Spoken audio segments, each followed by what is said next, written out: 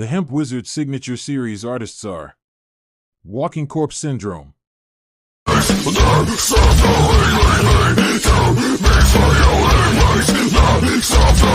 So High,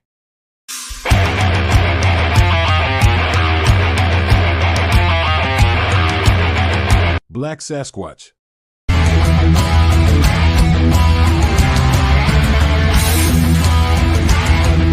Fester,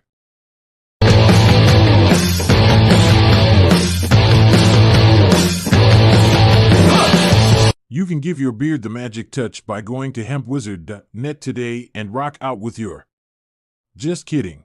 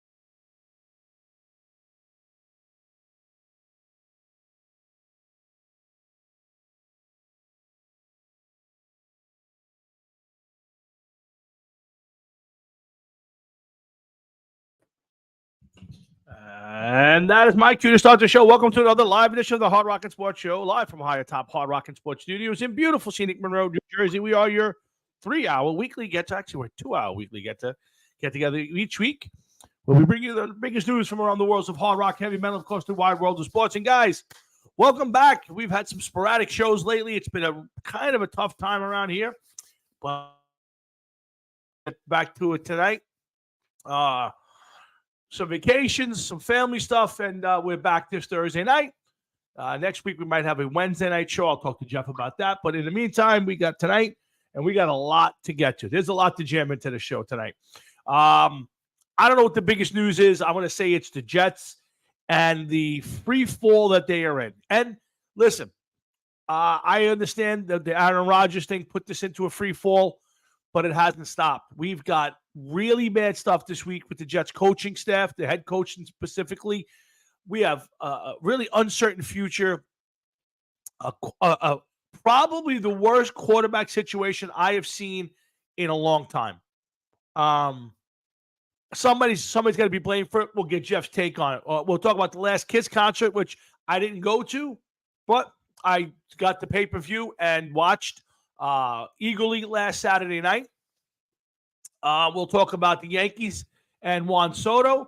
We'll talk about Sean McDermott's inexcusable use of 9/11 as a teaching tool in a really disturbing way. And we're going to do that with our buddy Joe Kansas, who's going to pop in about 7:30 to talk about that.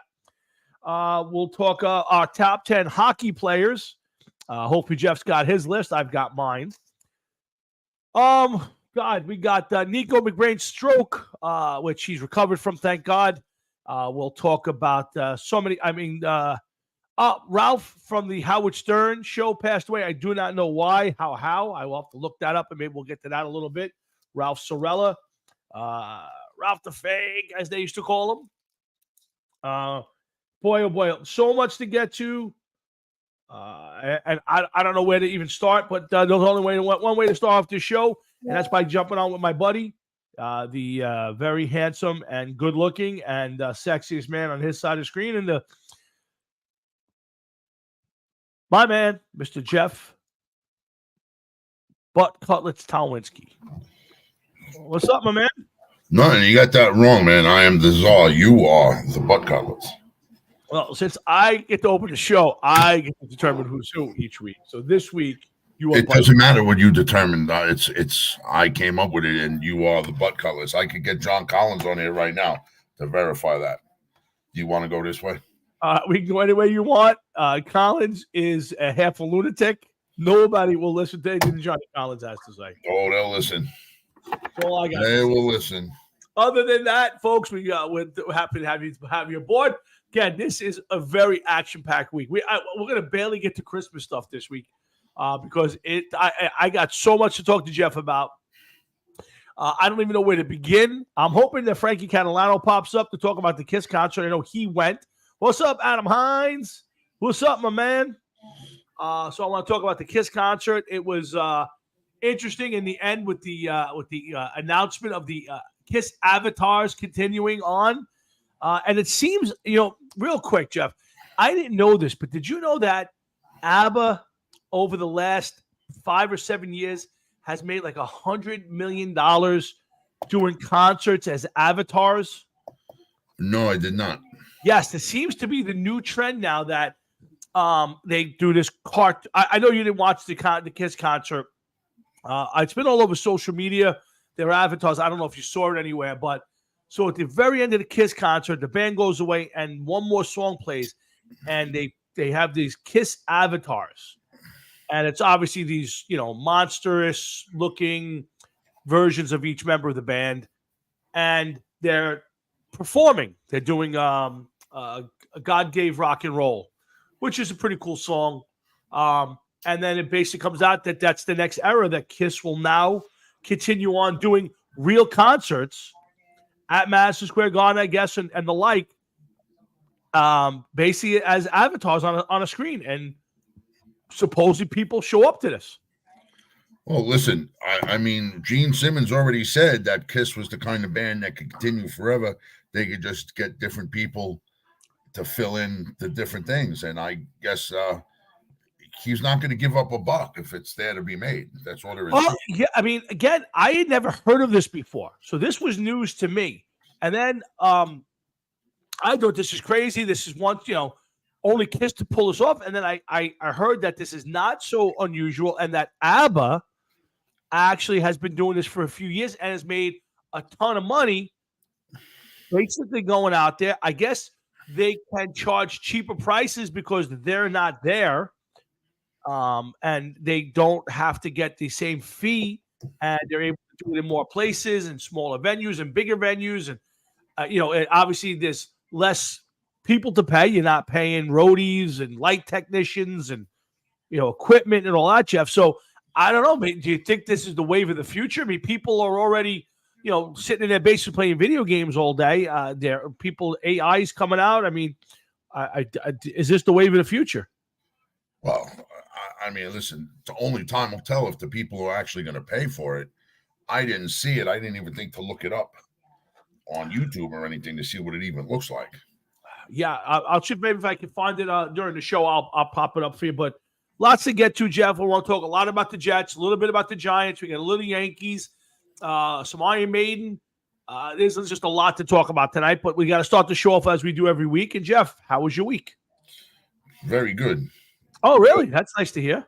Yeah, it's fucking over. Another 6 days of work and then vacation starts. Good for you. All right. That's something to look forward to. You always take your break around this time. Let's see what else has been going on. I'm trying to think now.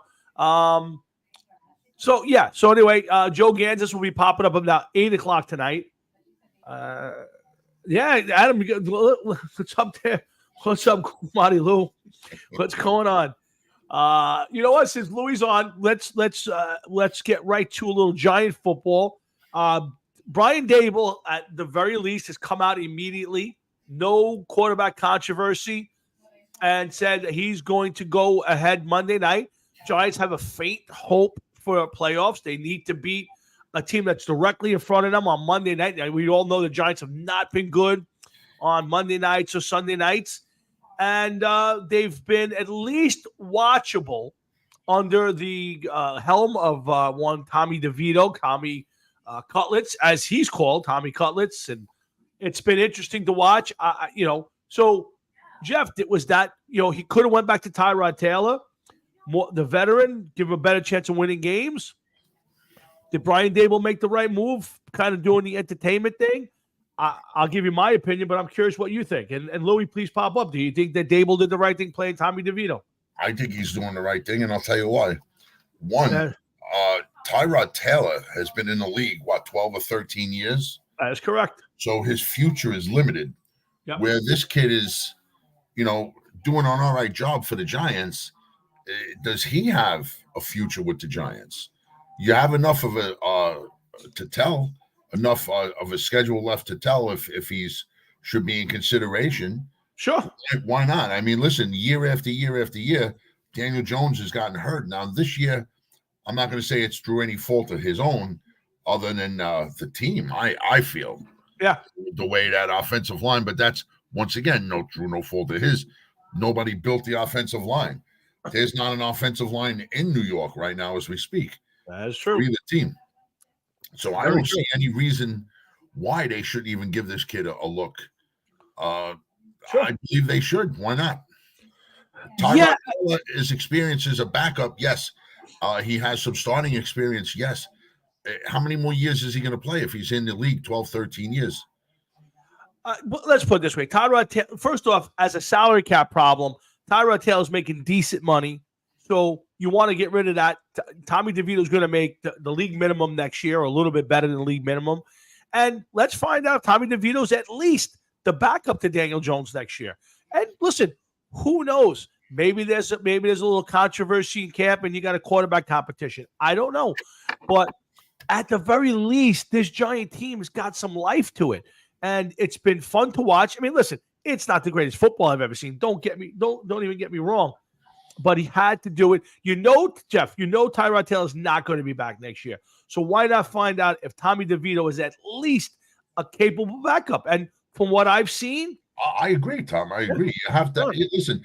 You have no choice under the sun other than to let this kid play. Why not? Yeah. Why not? Yeah.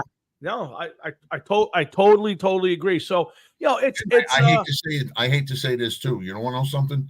I know that if he's a backup, he's not playing Tyrod Taylor. Okay. But for what they're paying DeVito at this point in time and the state of that line, you might as well just throw him to the Lions, see what he can do under intense pressure, see if has a spot on your team next year, and God forbid he gets hurt, you're not paying him that much to sit on the sidelines anyway. Well, let me rephrase that. If he doesn't get killed, never mind hurt. Yeah. Well, listen, he has this tendency to run into the sacks. And listen, he's an undrafted free agent. He definitely was in way over his head. He's calmed down. He's really played well. Now, again, that doesn't mean that he can't have the chance to blow up this week. But to me, at this point, I would play him out the rest of this, unless he gets hurt, obviously, or is a total disaster at some point.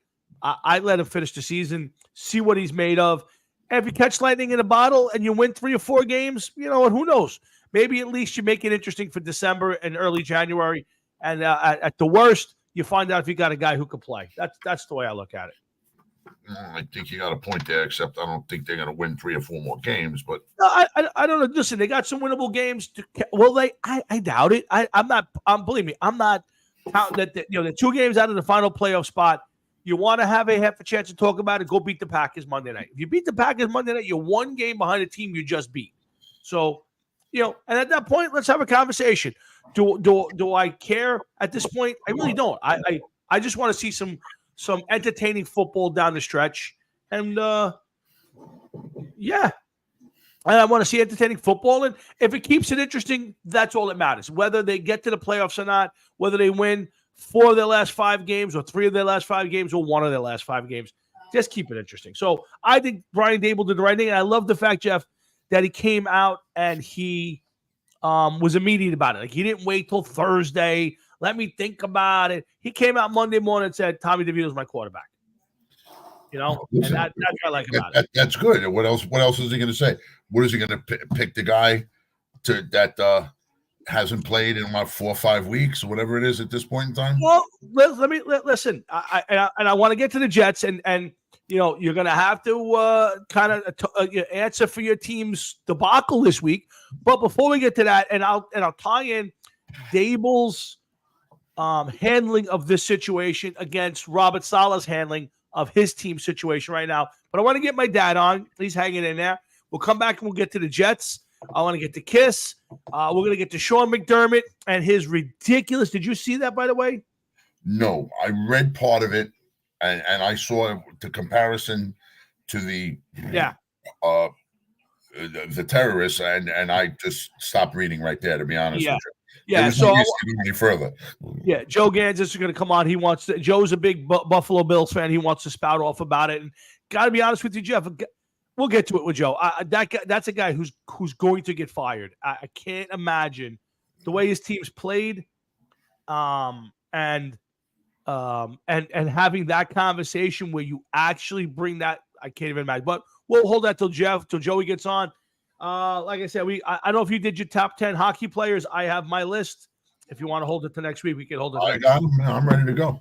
Okay, so let's get my dad on, and we'll come on back, and Jeff and I will try and inform and entertain you and keep you busy for 2 hours. I'm glad you guys all popped up this week with us, and we're back. We're happy to be back on the air again tonight. So, and then we got the big shindig this weekend, and we'll be looking forward to the big Rosebank Boys Bash, which is coming up on the 20th, the reunion jam. So I'm looking forward to getting together with all the guys. I got a couple surprises. I'll let one out tonight. I'll on the air. I've hired a photographer / video guy to come and take some pics. This is our 10th time we've done it, not 10th annual because we've missed a couple of years. But the best I could figure based on pictures that I have, this is the 10th time we've done it. I thought it'd be nice to put and I think everybody is coming. I don't know what my brother obviously is not coming, but Greg. Hopefully we can talk Greg into coming, at least to hang out. I think Ronnie Morms is coming and just about everybody else, plus a few extras. So I thought it was time to snap a few pictures, take a few videos, and kind of commemorate the evening, Jeff. Is Giuseppe coming? Giuseppe's not coming. No, I did not reach out to Giuseppe. Sorry. I didn't go that deep into the well. Sorry. It is what it is. I had to ask. It's more than welcome. But listen, let's get my dad on, and then we'll get back to you some Jets conversation, and then to Kiss, Sean McDermott, and top 10 hockey players, and much, much more. There he is. Dude, you're going to have to draw us a map of your good side so I know which one that is, because I know you're 40-some years. I've never seen a good side. So do me a favor, draw us a map. The good side is that backside is it's walking away. So, but going away from you. That's the good side. Let's get to my dad. Maybe he wants to talk about Juan Soto. Maybe he wants to talk about the Evil Empire returning. We are back. The Yankees are back, folks. We get Yamamoto next week. And as they say, it's Yamasoto. The Yankees will be back, and the Evil Empire reigns. Let's get my pops on. What's up, guys? How you doing? Good. Jeff, I agree with 100% with your evaluation of the Giants about letting him play quarterback. I agree with you 100%. You have to. Yeah. At this point in time, it's everybody's on a tryout. You got to figure. You have nothing to lose. You're going to need somebody for backup next year, and he's playing practically for nothing, so you might as well. But I saw today that the Yankees signed Soto, which I think for 1 year they did the smart thing only because he may be great on the plate, but I don't know how he is in the locker. And from what I gathered, he's not really that good in the locker. They had a lot of problems. That means a lot. No, I do. If you're signing him long term, I agree with that. If it's for 1 year, he's going to be the greatest teammate and the best player in the league next year because he's going to be the prize free agent next season. I hope so. Yeah, again, it may be 1 year, and you may get one good year out of this. You may, I don't know if you'll ever sign him to a long-term deal. I don't know if they can afford to with, between Stanton, Judge, and Cole. Can they add another guy? And then now that they're trying to get this guy Yamamoto, who's going to be a $300 million player. Yeah, I think it's a great move for the year. He's going to be on his best behavior because he's going to want nothing to inhibit him to make. He could be the next $400 to $500 million player. He's 24 years old, going to be 25. He's already won a World Series. He's outstanding. He's a good outfielder. He's an outstanding hitter. He stays healthy and has a great year next year, Dad. He's getting whatever he wants. Tom, you think he's the first $1 billion player in Major League Baseball? No. He's not. He's not getting again, could he get $50 million? Anything's humanly possible. He's probably going to be a $45 to $48 million a year. I think they're player. waiting for Otani to sign. If he's smart, that's what they're going to use him. But my own prediction is, and I could be wrong, I think Otani's going to LA, and I think the other kid is going to wind up with in the Yankees division. With who? Not with the Yankees. Blue The Jays? Blue Jays. You think Otani winds up with the Blue No, Jays? Or not you think- Otani. You're talking about the other Japanese pitcher? Yeah, what's his name? Oh, Yamamoto. Yamamoto. That's the way I see it. Okay. 'Cause that's a lot of money to be picking up, and I think that the only one is the Mets, but Well, again, obviously, listen, I think if it comes down to just strictly dollars and cents, obviously Steve Cohen of the Mets can go out there and buy whatever he wants.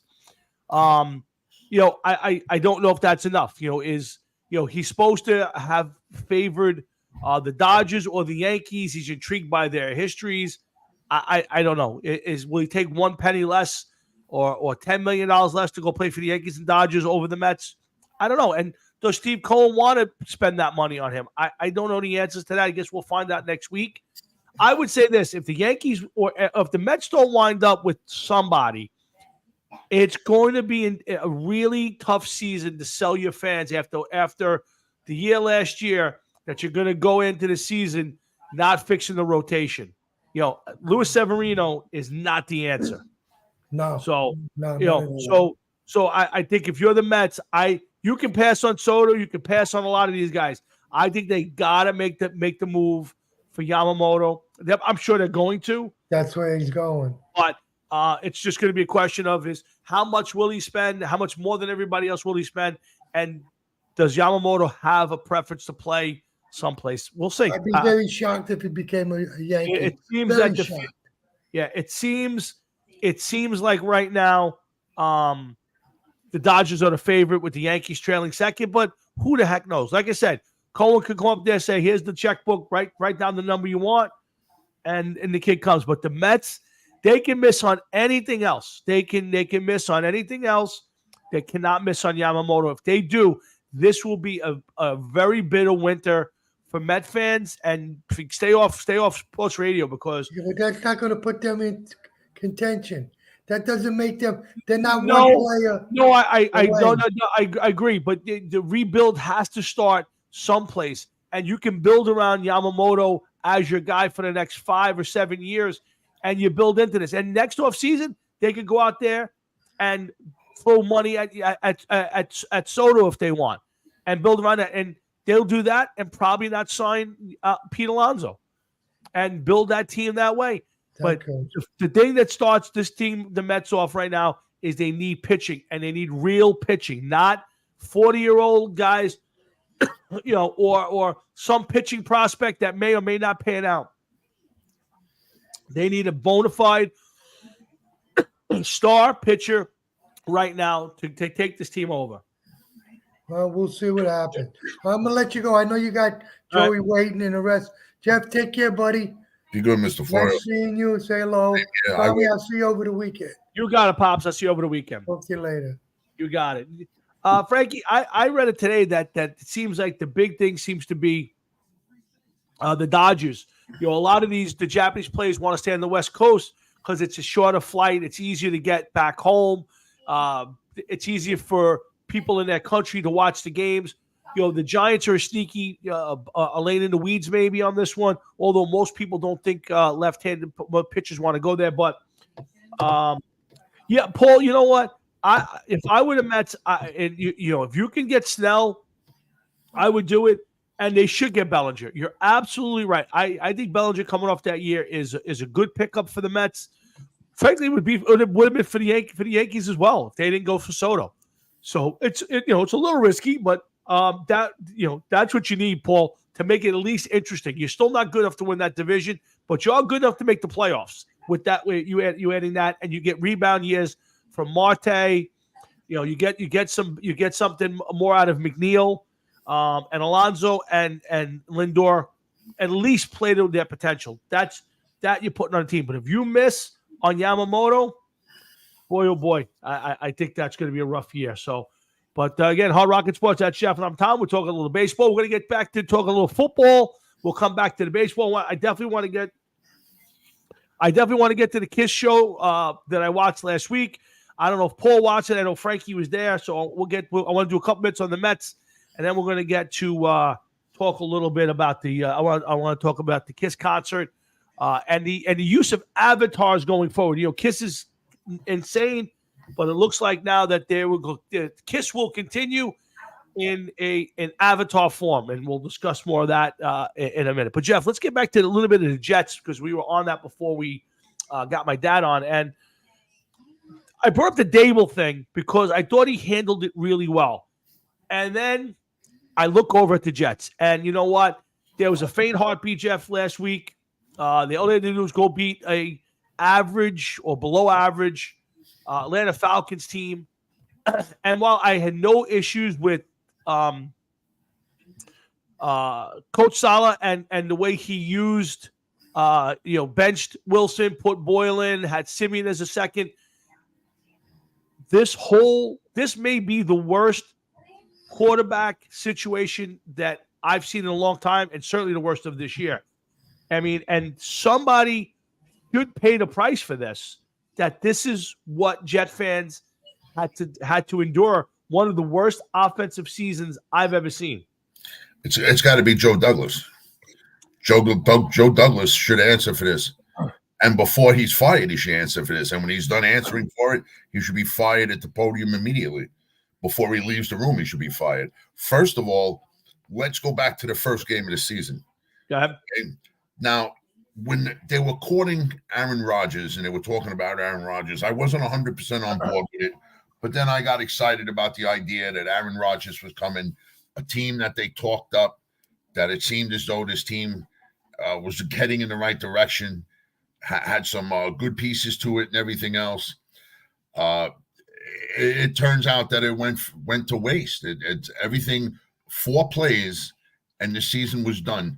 You can't go into a season. Zach Wilson should have been the 3rd-string quarterback this year. They should have had somebody else behind Rodgers in case Rodgers went down that could have at least kept this team afloat a lot better than Zach Wilson. Zach Wilson did, for the most part, what he had to do, but he didn't move the ball. He didn't turn the ball over as he has in the past. I mean, he was bad. Don't get me wrong. I'm not trying to find anything good in what he did. And he wasn't able to get the team over the hump. He just can't. He doesn't have the skill set. On top of that, when you go to Tim Boyle, and I didn't realize how bad his college stats were until he was starting, and I was like, you got to be kidding me that this guy's actually on an NFL roster, that he had 1 touchdown pass in college. He was awful. And then you put him out on the field, and you think that this guy is going to, be a boost in the arm, and he wasn't. He was horrible. I remember watching one pass he threw. It looked like he was throwing a football made like a wiffle ball. The ball just like flooded through the air. I was like, you got to be fucking kidding me. Then you got Trevor Siemian, and you decide to take Tim Boyle out and put Trevor Siemian in. Well, what did you think was going to happen? This is a guy that hasn't played in 2-3 seasons on a regular basis. He's been a backup. Last time I remember seeing him play, he got hurt. He was a Jet backup when Sam Darnold got hurt. Mm-hmm. I will say this much right now.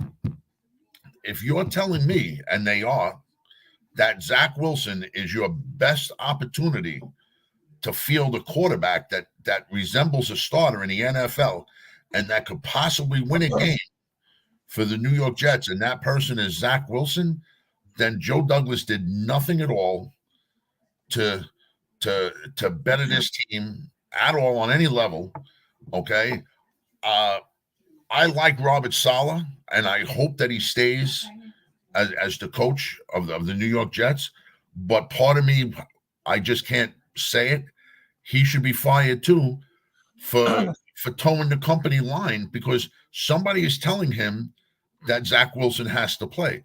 I mean, unless they all know that this is this is the best option out of what they have. But Yeah. you're right. Is it the worst quarterback situation in the NFL? It may be the worst quarterback situation that's been in the NFL for the last 20 years. Even Geno Smith and Michael Vick as Jet quarterbacks were doing better than this. They have not scored an offensive touchdown in God knows how long. If Greg Zuerlein wasn't on that team, this team would I couldn't even know where this team would be if it wasn't for the Jet defense. Yeah. Keeping it close at times. And even you know what? They bent and they broke. Okay. Now you have a team you have to have a team full of disgruntled players, that shouldn't be disgruntled. Garrett Wilson, Sauce Gardner, you have a couple other players that are young that you want to build on, not wear out. And you're just killing this team. Another team down the fucking tubes, man. Down the tubes. Even if they win 7 games this year, let's just say somehow, some way they win another 3 games this year, they can't even be compared to last year's version because last year's team was on the rise. That this would just mean a team that just won 3 games somehow, some way. To me, there's no way. I don't know what more to say. I really don't. I don't even know if this team could ever be fixed. Well, it's Jeff. It's a very passionate point, and I'm with you on most of it, all of it. Actually, I mean, here's the problem. I think it's one of 2 things are going to happen here. They're either going to blow this whole thing up and everybody's gone, or everybody's back with the assumption that next year Rodgers coming in fixes all their ailments.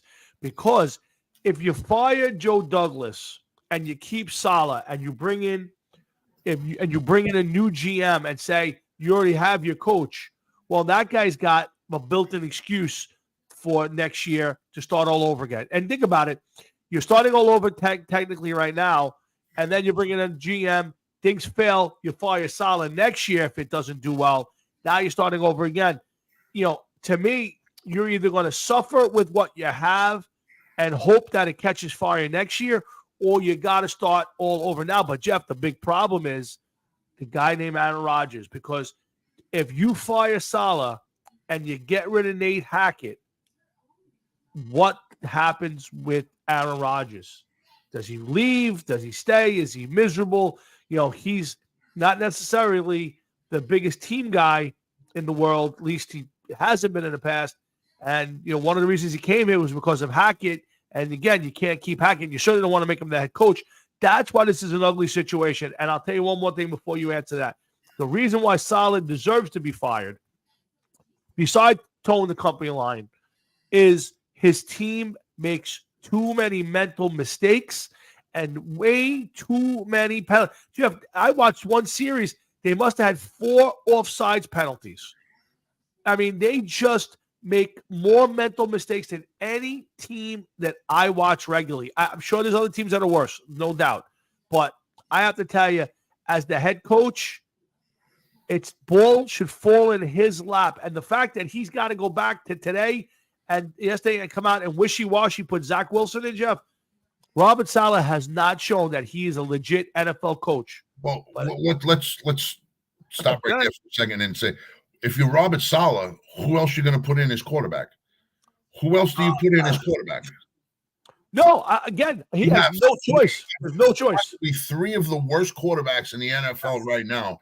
100%. You got to put in who's the least worst of the 3, which to me has got to be Zach Wilson at this point in time. He definitely has the most NFL experience.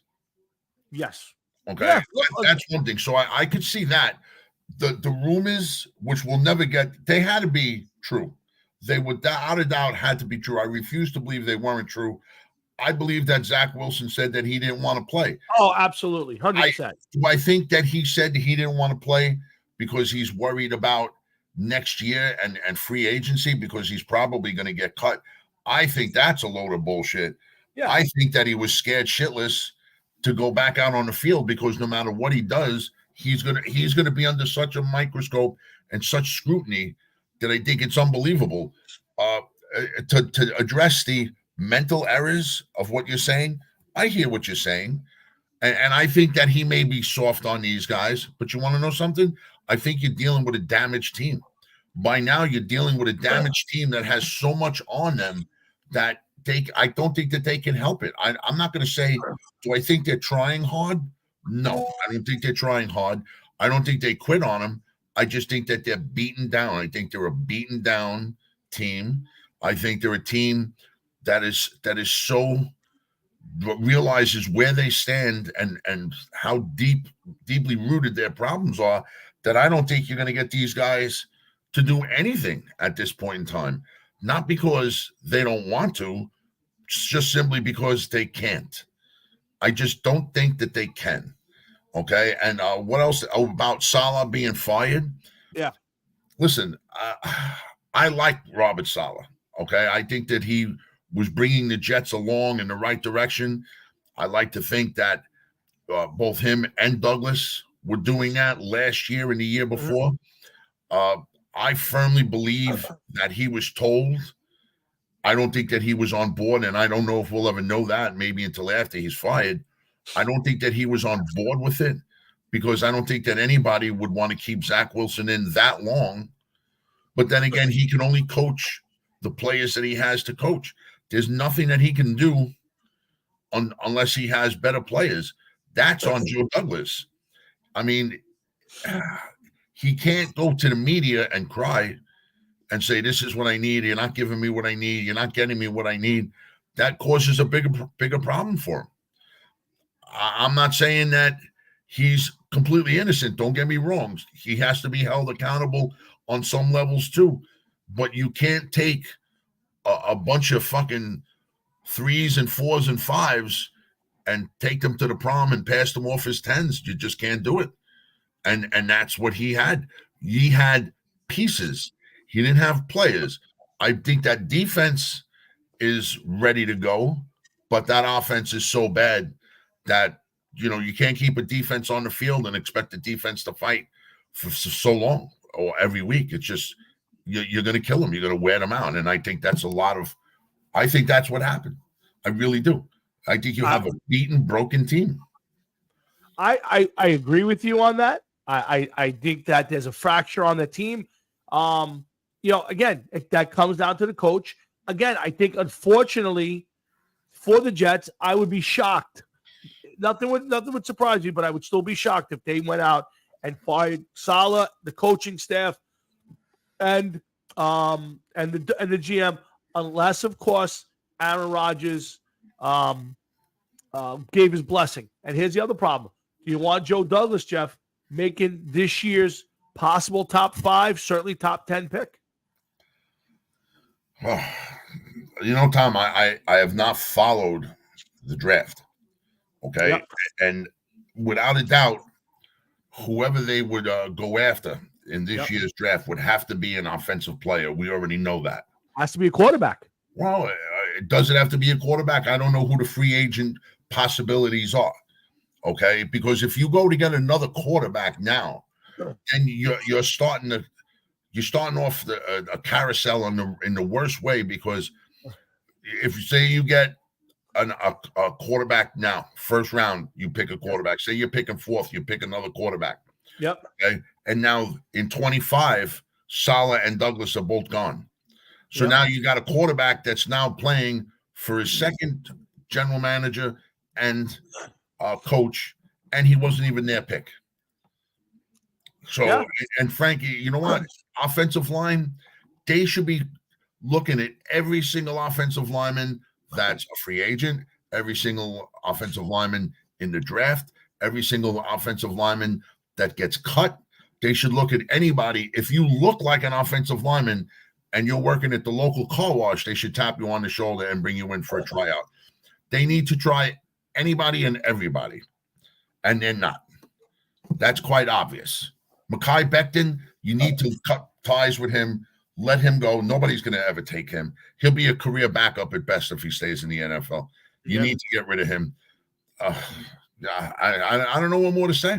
It's disheartening. Yeah, and here's the problem, Jeff, and I said this to you before the season, and I get the excitement of it. But before the season, when the Jet fans or the Jet players, for that matter, are talking about their defense being historic, being one of the greats of all time, and I get it. They've been under a lot of pressure. They got a horrendous offense. I get all that. But the Jet defense came up small in a lot of big spots. They made a lot of bad penalties in games where they had the ability to kind of, keep it even closer. This is not a historic defense. It's a good defense. It's a really good defense. It might even be a partially great defense with some of the players out there, but this is not historic. And the problem is the Jet players, their coaching staff, put the onus on, we are going to do big things this year. And it came up small. And again, a lot of it's all because of a lot of it probably has to do with Aaron Rodgers. But there's no guarantee, Jeff, that it would have been that much better with Aaron Rodgers. I'm sure it would have been. It's a good possibility. But regardless, that offensive line was not going to be any better. The defense, I don't know. All I can say is this. They didn't have a plan B. No, they definitely did not have a plan B. And at some point, you have to be held. Your feet have to be held to the fire on it. And I think everybody there, from the owner down, all deserve to be dismissed, fired, or removed from their position. But my personal opinion is I really believe that they're going to give it one more try because of Rodgers. But they got to draft a quarterback. I would say almost have to. Whether you draft a quarterback or not at this point in time is not important. Second of all, I can assure you, that the Jets would have been a completely different team with Aaron Rodgers on the field simply because of his quarterback knowledge. I'm not saying they would have won. I'm not saying that they would have been in the playoffs. I'm not saying they would have been Super Bowl contenders. I'm saying that there would have been a completely different team with Aaron Rodgers on the field. He sees the field differently, comparing him to Zach Wilson now. Okay. Right. Yeah. Dealing with the offensive line. He would have been able to deal with that. Would he have gotten beat up and mauled? Without a doubt. He definitely would have. Would he have been able to deal with it a lot better than Zach Wilson? Without a doubt. He has more football smarts. He sees the game faster. He processes the game faster. He would have been able to handle the offensive line a lot better than Zach Wilson. I saw plays with Zach Wilson where he was looking at one receiver in particular and never once took his eyes off that receiver for the whole length of the play. He knew he was going to that receiver, and that was it. And you listen, you can't play like that. You didn't even look off and see who else was available and what else was going on. So, they knew also, too, the running game. You go out and get Dalvin Cook. I forget how many times the guy's run the ball, but he hasn't touched the ball nearly as much as he should have. You had Breece Hall that was on a pitch count. If you got a running back on a pitch count, he shouldn't even be on the field. I agree with you. Okay? I agree. So that alone, they already know, okay, Aaron Rodgers is hurt. This guy cannot throw the ball. What you got to do is just put a bunch of people up on the front, and that's it. They ain't going to be able to run the ball. Breece Hall, they're only letting him touch the ball so many times a game. Listen, if you couldn't ask for a worse situation, and the biggest thing that you said so far, and the best way that you could have put it, there was no plan B. Yeah. They were banking on plan A to last 17 plus games with Zach Wilson never having to go out there, but to sit there and carry a clipboard. Yeah. And I'll add into this more. And this goes against the Rodgers thing, but Randall Cobb's been horrendous. Lazard was a healthy benching. They didn't play him because he's been dropping passes all over the place.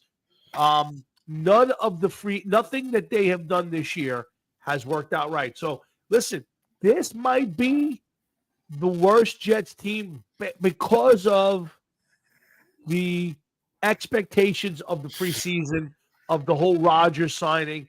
This might be the worst Jets team and the worst Jets season I could see. I mean, I watched that entire game, and you would have thought the Jets had absolutely no chance to win that game before it started, and especially during it. They just had no ability to complete 3 passes in a row, run the ball at all, and it was a shame the way it played out. But they shot themselves in the foot way too many times. Too many bad penalties, bad opportunity, and just simply not be able to make football plays. It was a terrible game Sunday. Season's over for the Jets. At this point, put Zach Wilson out there. And the Zach Wilson thing, he absolutely said something to that effect. And I'll disagree one thing with you. I think his reasoning for not going out there was, fuck you. You pulled me out. You got better. Let them play. I'll sit here and watch. I think it was screw you, not necessarily anything else. I think that was his answer. And then somebody said, you out of your freaking mind. Get out there and play football. You got to get a job somewhere. Tom, anything is possible. And once again, we probably won't ever get the truth. And if we do, it'll be so far down the line that it won't make a difference. Very true. Can I see that actually happening and being said? Yeah, I could. But you know what? Somebody that plays football the way that he does, come on. This isn't Aaron Rodgers that had a couple bad games in a row and he came back from the flu and he had diarrhea mid-game and he couldn't play. He couldn't be away from a toilet for more than 5 minutes. And he's, that's not what this was. This was Zach Wilson. The guy's horrendous. He's in 3 years in the league. Not for nothing. If you want him to learn, okay, you had Hackett as the offensive coordinator who worked with Aaron Rodgers in the past and worked a few games with Russell Wilson. You're going to tell me this man doesn't have tape of some kind that Zach Wilson could be watching, that you could say, like, all right, even if Aaron Rodgers played, yeah, you need to study this. You're gonna quiz, whatever it is you got to do to this kid, and just make him learn, force it, ram it down his throat, make him understand it. I just don't like the way the kid looks out there. He looks too slight for me to be out there. I don't like him. Again, he showed no reason at all to have him out there. I can't imagine he's back next year under any circumstances. But I'll ask you this last question on the Jets before we move on. And again, that's just Hard Rocket Sports, Jeff and Tom, here until about 9 o'clock. Let me ask you this. If the Jets had won, and they had won their next game, they're playing Miami. Is it Miami coming up? I don't know. Top of my head, I can't remember. Doesn't matter. If the Jets were in contention for a last playoff spot, still tough to get there, and Aaron Rodgers could come back and play at 75%, would you have wanted him to play? I don't know. I don't think so. I would have been against it because unless he turns that team into a Super Bowl contender, never mind a playoff contender, from a playoff contender to a Super Bowl contender, what are you going to do? Maybe get one victory out of it? You know what I mean? Maybe you win the first round. Was the chance of, because to me, 75% means there's a really good chance he's not healed, and one bad hit with that offensive line, and maybe you lose him all of next year or for good. Dude, so I didn't think it was worth it. He wouldn't even have to get hit. One slip, and it's done. He wouldn't even have to get hit. Yeah, I would have. And again, if I were the Jets and you had the ability at that point, you would almost have to say, we're going to bring him back only if winning a game gets us to the playoffs. Then you say, all right, is that maybe worth it? I don't know the answer to that. That's something that only they can decide. As a fan of the game, I would say it ain't worth it because you're not good. Even with Rodgers, healthy, you would have been a tough to win in that conference. With a 75% Aaron Rodgers, the offensive line you have, and the way the receiving core is, I would never have taken that chance. But it's an interesting conversation that we won't be able to have at this point. No, but Tom, I got to take a quick squirt. Sure. Yeah. All right, we'll be Jeff and I will be coming back 8 o'clock. We're gonna have our buddy Joe Gansas popping up. We'll talk a little bit about that. Again, guys, baseball, big news. Yankees signed. They trade for Juan Soto. They've also got Alex Verdungo from the Red Sox. Big days for the Yankees. And they're turning their sights now on Yamamoto, the pitcher out of Japan. Again, it might be a lot to ask, but right now, LeMahieu goes to play. They've already announced LeMahieu is going to be the third baseman, which I love. Volpe won a Gold Glove last year. I still don't like what's his name at second base, Torres. Hopefully Rizzo's back, and is the Rizzo before the neck injury, concussion. You've got an out of outfield of probably Soto, Stanton, Verdungo, and Judge, with Judge playing center, which I don't love. Not that he's not good at it, but I don't like the fact he has to play on center field. And they're going to hopefully they'll get the Torres, Trevino back at catcher. And again, the biggest thing for the Yankees is a little back end of the rotation help, although I think their rotation's okay. Would be nice to add to it with Yamamoto, but their bigger problem, I think, is the bullpen. Yankees need bullpen help. They really need a closer. I like Clay Holmes, 7th inning, 8th inning maybe. I don't like him as a closer. I don't think he's dominant enough. He gets a run where for 2 weeks, 3 weeks, a month, he can get people out. But he has a tendency to give up few games in a row. So I'm not high on that one. But it's already a good start to the offseason for the Yankees. Like I said, for the Mets, they need to make a splash. So we'll see how it goes, Jeff. But I don't want to start Kiss conversation or hockey until after our boy Joe Gansas pops up. So let's talk a little Christmas. I see the house is almost decorated. Are we very festive this year? Getting more festive as time goes on. It's a kind of a weird feel this year, no? Yeah, me too. I said the same thing. Walk out the door this morning. I haven't had the same Christmas spirit. Today was like kind of a start for me. I've been listening to Christmas music. The house is sort of decorated. We got the tree up. But I just haven't had that feel of Christmas yet for myself. I'm hoping it kicks off this weekend. But it is my favorite time of the year, and I'm looking forward to. I got a whole bunch of cartoons and shows taped. So this weekend I'm going to get to start watching a bunch of those. So I'll definitely start feeding into it more. How's your Christmas shopping? Oh, good, huh? Yeah. Year of the gift card. Yeah, year of the gift card. Yeah, it's a tough one this year. I haven't caught the fever like I normally do. I love Christmas. Always will. Like I said, I'm in the car in the morning for an hour. It's Christmas music 90% of the time, and on the way home.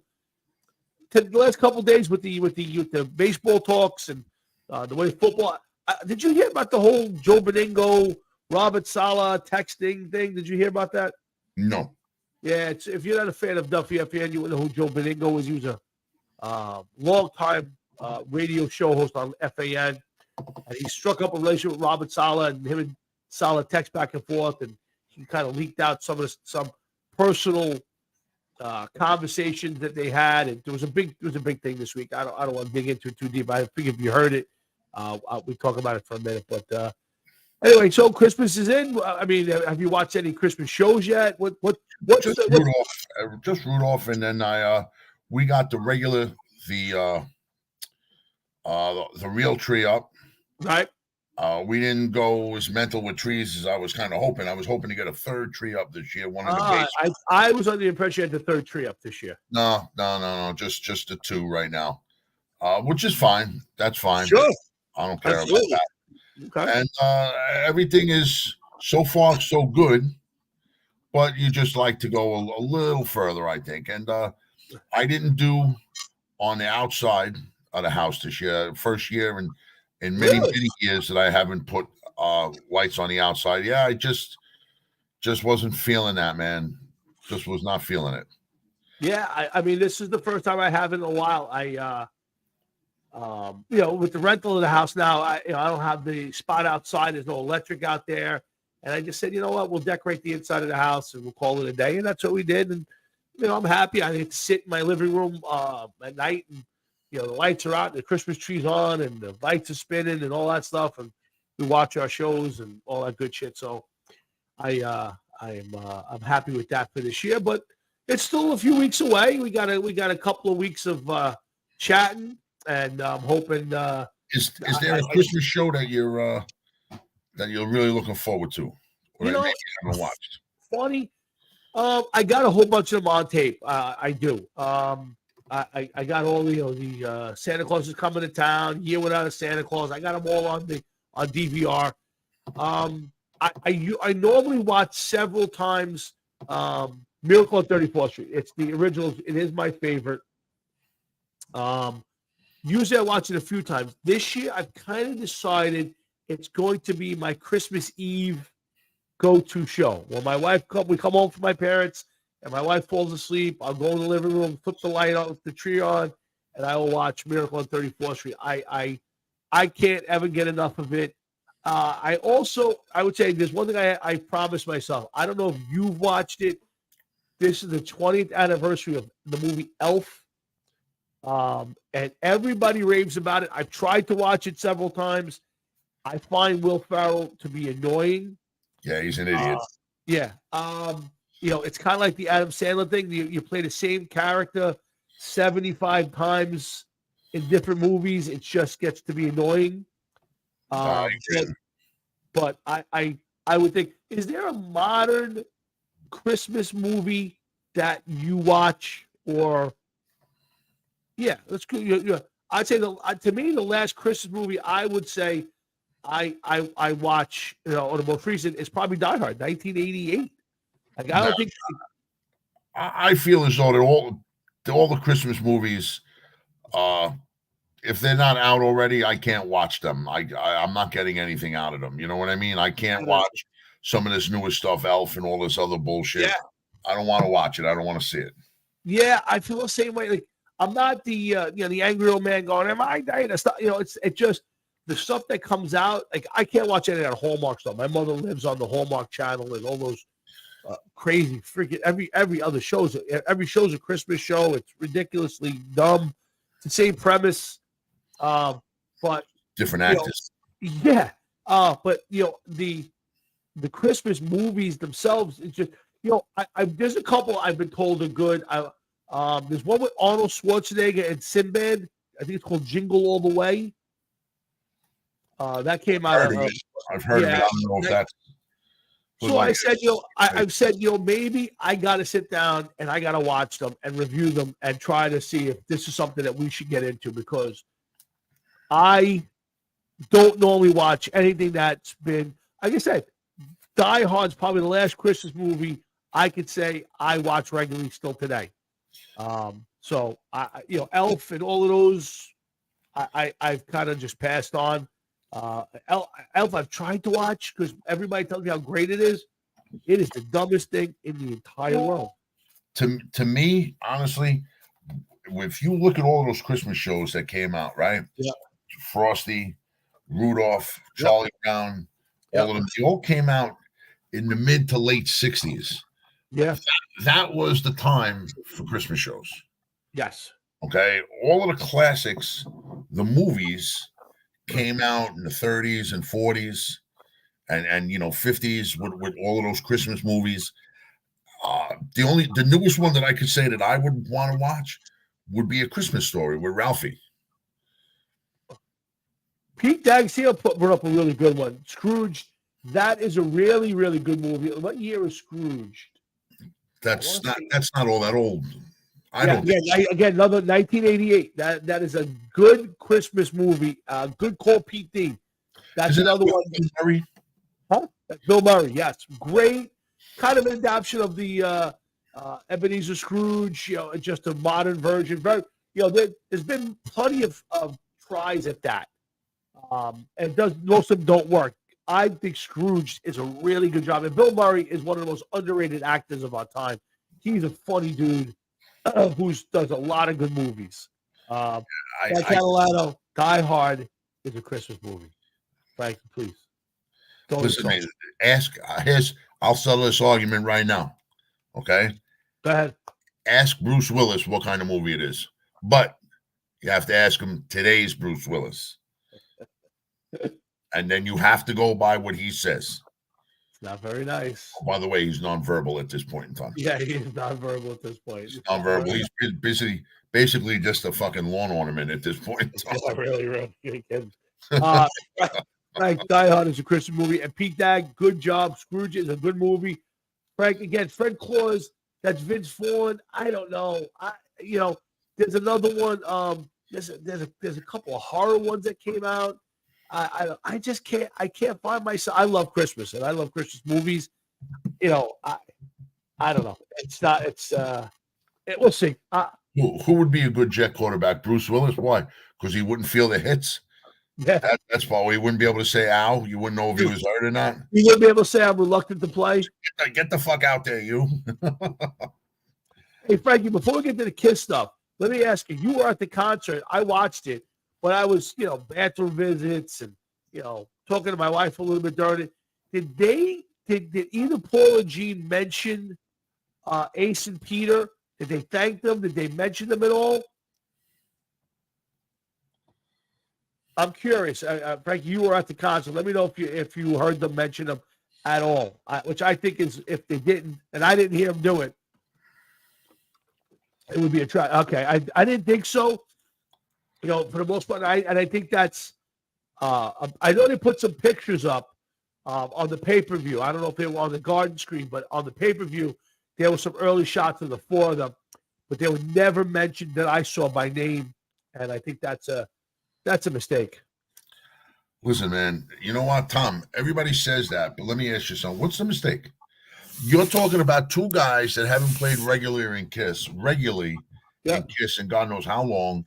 Yep. They were in Kiss for less amount of time than some of their replacements. Absolutely. Now, I understand a lot of people being up in arms over this and everything else, and I'm kind of on the fence because it would have been nice if the classic lineup were to get involved once and play once. But you want to know something?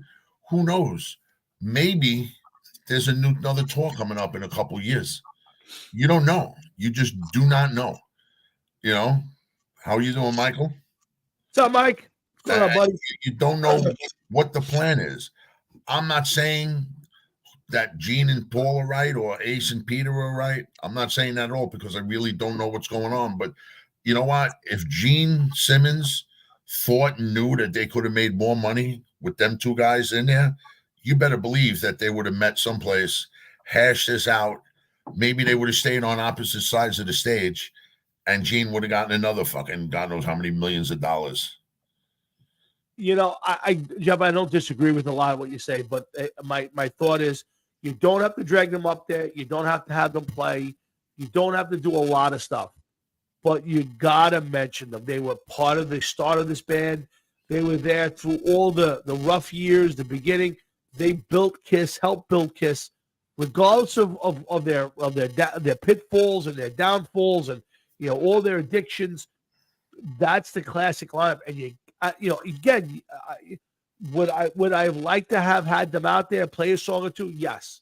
Does it matter to me? No. But you gotta go. Hey, Ace and Peter, we thank you guys for your contributions. You're a big part of this band. Eric Carr? Huh? Did they mention Eric Carr? I didn't see them mention any of the old band members. But again, Eric Carr was there for a few years. You took like the two of the four founding members of the band. I hear you, but Eric Carr probably would have still been in the band if he didn't get sick. Yeah, of course. Okay, so there's a good chance that yes, that's like saying Maiden. Okay, when Maiden goes into the Rock and Roll Hall of Fame, I laugh when I say that. One day, if they ever do, or if they ever end, do they bring out Paul Di'Anno and Dennis Stratton? And does the original lineup? Well, you can't get Clive Burr; he's gone. Nico McBrain has been in the band for over 40 years at this point in time. Who's more of a drummer of Iron Maiden, Clive Burr or Nico? Again, to me, it's Nico, but you do have, to me, you do at least mention the guys who got you there. I mean, the classic Iron Maiden lineup obviously has Burr in it, has Di'Anno in it. You don't have to trot them out there, but to me, you do kind of got to say, hey, thanks, Clive Burr. Without you and being here in the beginning, we don't make it here. Thank you, Paul Di'Anno. The first 2 albums are classic albums.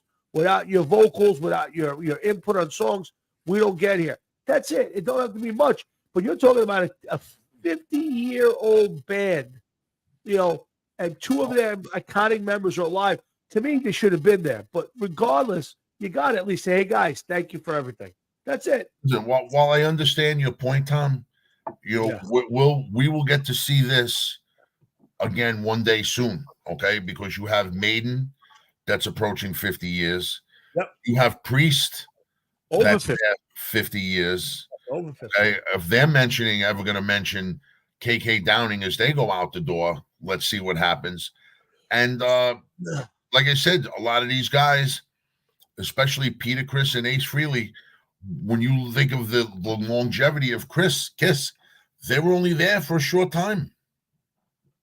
Yeah, listen, agreed, Jeff, 100%. They have now, I don't know if it's true. Maybe they've been in the band for over 20 years apiece. Sure, 99. The other band members are gone in 99, and they've been there for the most part since then. So yeah. I mean, that to me, those are Kiss members.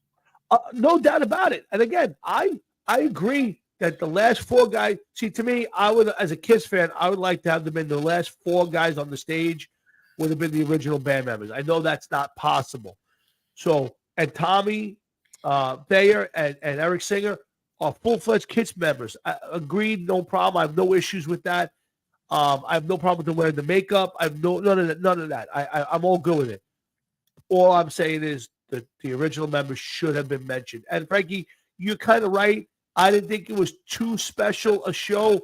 And I have to be honest with you, the pay-per-view, it was douche-worthy. I mean, if you watch, I don't know if you guys saw any of it on social media, but they had this woman who was obviously she couldn't possibly have been a Kiss fan, and she was interviewing ridiculous people and asking ridiculous stuff, and it was just the worst. They had like a Kiss makeup contest. It was all the worst thing you ever want to watch. But it was an easy way to watch a Kiss concert. We're not going to it, so I was happy. Yeah, listen, Frankie, I agree. Ace burns bridges. Peter doesn't have the best relationship. He's not healthy enough to play drums. All good, but there's no reason why you can't say, "Hey guys, thank you." That's it. Throw the pictures up on the screen, larger than life. These 2 guys were the original members. They were the backbone of this band for the first 10 years. We appreciate everything they did. We thank you guys. See you down the road. And that's it. It didn't need to be anything more than that. The way the Hall of Fame went off was the worst. They didn't come up on stage and play because of all of this controversy. I think it was disgusting, to be honest with you. As the Steelers take the field for what might be, Jeff, the worst football game of the year. The over on the Steeler Patriot game, 29. Yeah, it is the lowest ever for an NFL football game. So and I gotta be honest with you, I don't think they score half that amount of points in this game.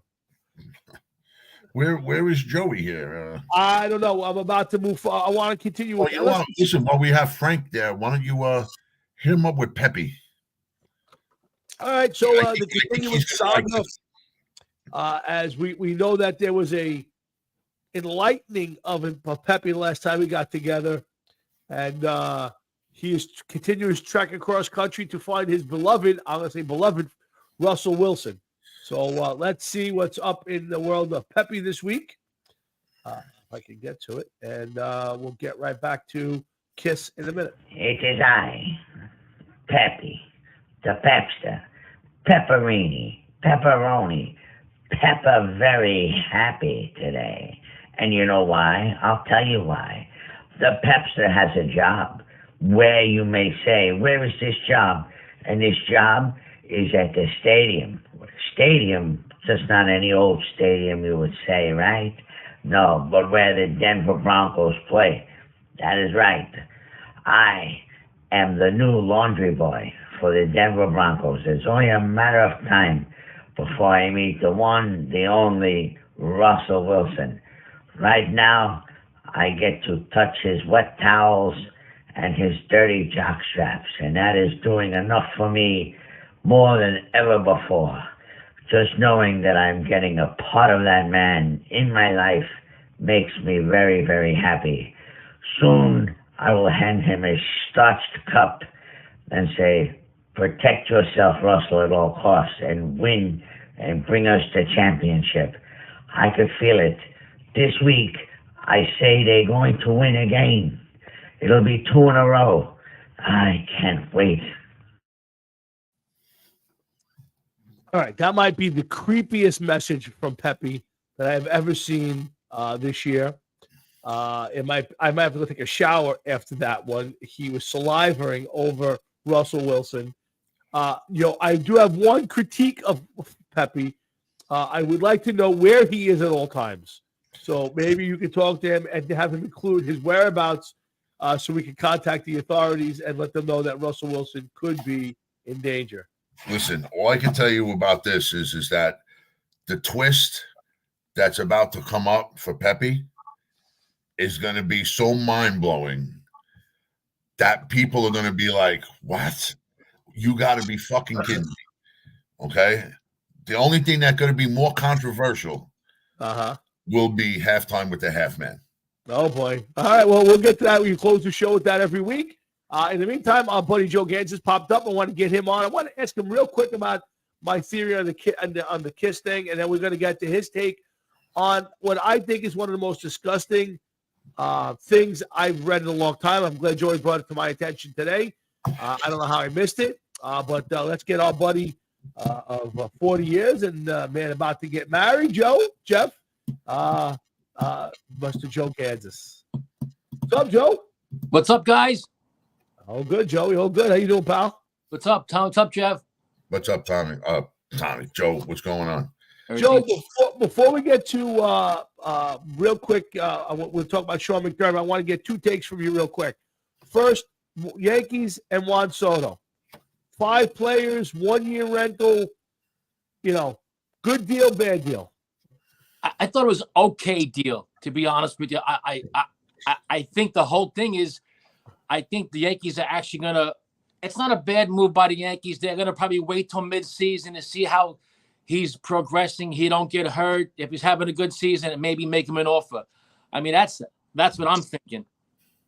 Yeah, I mean, I would think they'll since they have him, they'll have a conversation. I don't think he signs with anybody unless the Yankees are going to throw an astronomical amount of money or something at him that would get him to forego free agency. I think he hits free agency and goes after every penny. And if it's close enough, maybe he stays a Yankee, maybe he doesn't. But we'll see. Second thing I want to ask you about, Joe, real quick, the last Kiss concert, or supposed last Kiss concert, was last weekend. I watched it on pay-per-view. It was worth the $40. It was a good show. It was nice to have it. I got to DVR it. One thing I asked Frank Catalano, who was at the show, I didn't notice them mention or thank or even say anything about the original 2 band members, Peter and Ace, who obviously weren't in the building and weren't invited to be at the show, or maybe they were, they declined, I don't know. But I thought at the very least you got to say, hey, thank you guys for being there in the beginning. Jeff kind of disagrees a little bit. Do you think that at the least the Gene and Paul should have at least mentioned, throw them up on the screen, kind of do a little thank you to the boys who helped start the band? Yeah, well, it makes you think, is that really it for them? Like, Definitely not. Yeah, shouldn't they have mentioned everybody? Mark St. John, Vinnie Vincent, Eric Carr, God rest his soul. Shouldn't they mention everybody, Well, Joe, I don't disagree with that. I think, though, you got to mention the 2 guys who started the band. I mean, without those 2 guys, who knows if there is a Kiss today? That legendary lineup got you to 50 years later. Made those costumes, characters world famous. I think you got to at least acknowledge them a little bit. Yeah. 1 minute, 30 seconds, something. Yeah, it's just sad that they didn't. I mean, if there's bad blood or whatever, you still got to just, give it back to the guys who you started with in Queens, New York. I'm pretty sure. Yeah. Let me ask you this, Tom. You went with me to go see Sabbath. Yep. When we went to go see Sabbath live, there was not a word whispered of Bill Ward, nor was there anything mentioned about Carmine Appice and Ronnie James Dio, who gave us a version of Sabbath that was out for years also. They didn't mention these guys. It seems as though that once they're done, they're done. Was that Sabbath's last show? Yes. Yeah. No, wasn't the very, very last show. Well, no, it wasn't the very last show, but it was their last tour, and their last show was in February of 2017. But the point of it is that those were guys that were in the band long term, took it the second Sabbath, so to speak, and they weren't mentioned. You know, these bands, these people are just replaceable, man. I think at the very, very, very last Sabbath show, if they didn't mention Bill Ward, again, I don't think you need to mention everybody, but the original core members, I think you gotta at least have a little something for them. That's just my opinion. I think the Kiss did a bad job. Put them up on the screen, and just 2 seconds. Hey, these are the guys who started this whole thing. We couldn't be more happy. We want to thank them. Without them, there is no Kiss. Blah blah blah blah. Thank you guys, and move on. I think it's just a bad job. That's all. I just wanted to get a couple of people's perspective on it. Joe, you texted me today, and you brought to my attention the Sean McDermott speech. You're a Buffalo Bills fan. They've been inconsistent, in danger of not even making the playoffs this year after coming close the last few years. And then Sean McDermott gives a speech where I'll let you talk about it. But to me, you couldn't be more reprehensible for what he said during this thing. Oh yeah, well, first of all, I got to keep it real. I never play favoritisms, even down to my family. I get in trouble because I'm too honest at times, which gets me in trouble. But I got to keep it real here. This speech was 4 years ago. It was 4 years ago. No one really knows. Yeah, it was. Oh, and I'm going to tell you why they brought up today, probably. But the speech, I don't know if your listeners or your viewers or even Jeff knows the speech. No, I read a small article about it. Once I read what it was about, I was just like, nah, I don't even want to. The metaphor is how to build a team camaraderie in a team meeting. He cited the hijackers, guys, as a group of people who were able to get on the same page to orchestrate attacks to perfection. Like, I'm lost for words, like, because I don't even know how you get to that point, Tommy and Jeff.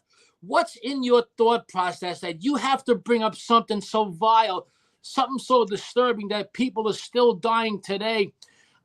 Listen to me. I don't know how I think he's fired already. And they're going over stuff. There's no way he can coach against Kansas City Sunday. Jeff and Tommy, how does this guy keep his job? Good question, man. It's a great question, Joey. The problem I have with it is it's 4 years old. Why did it resurface today?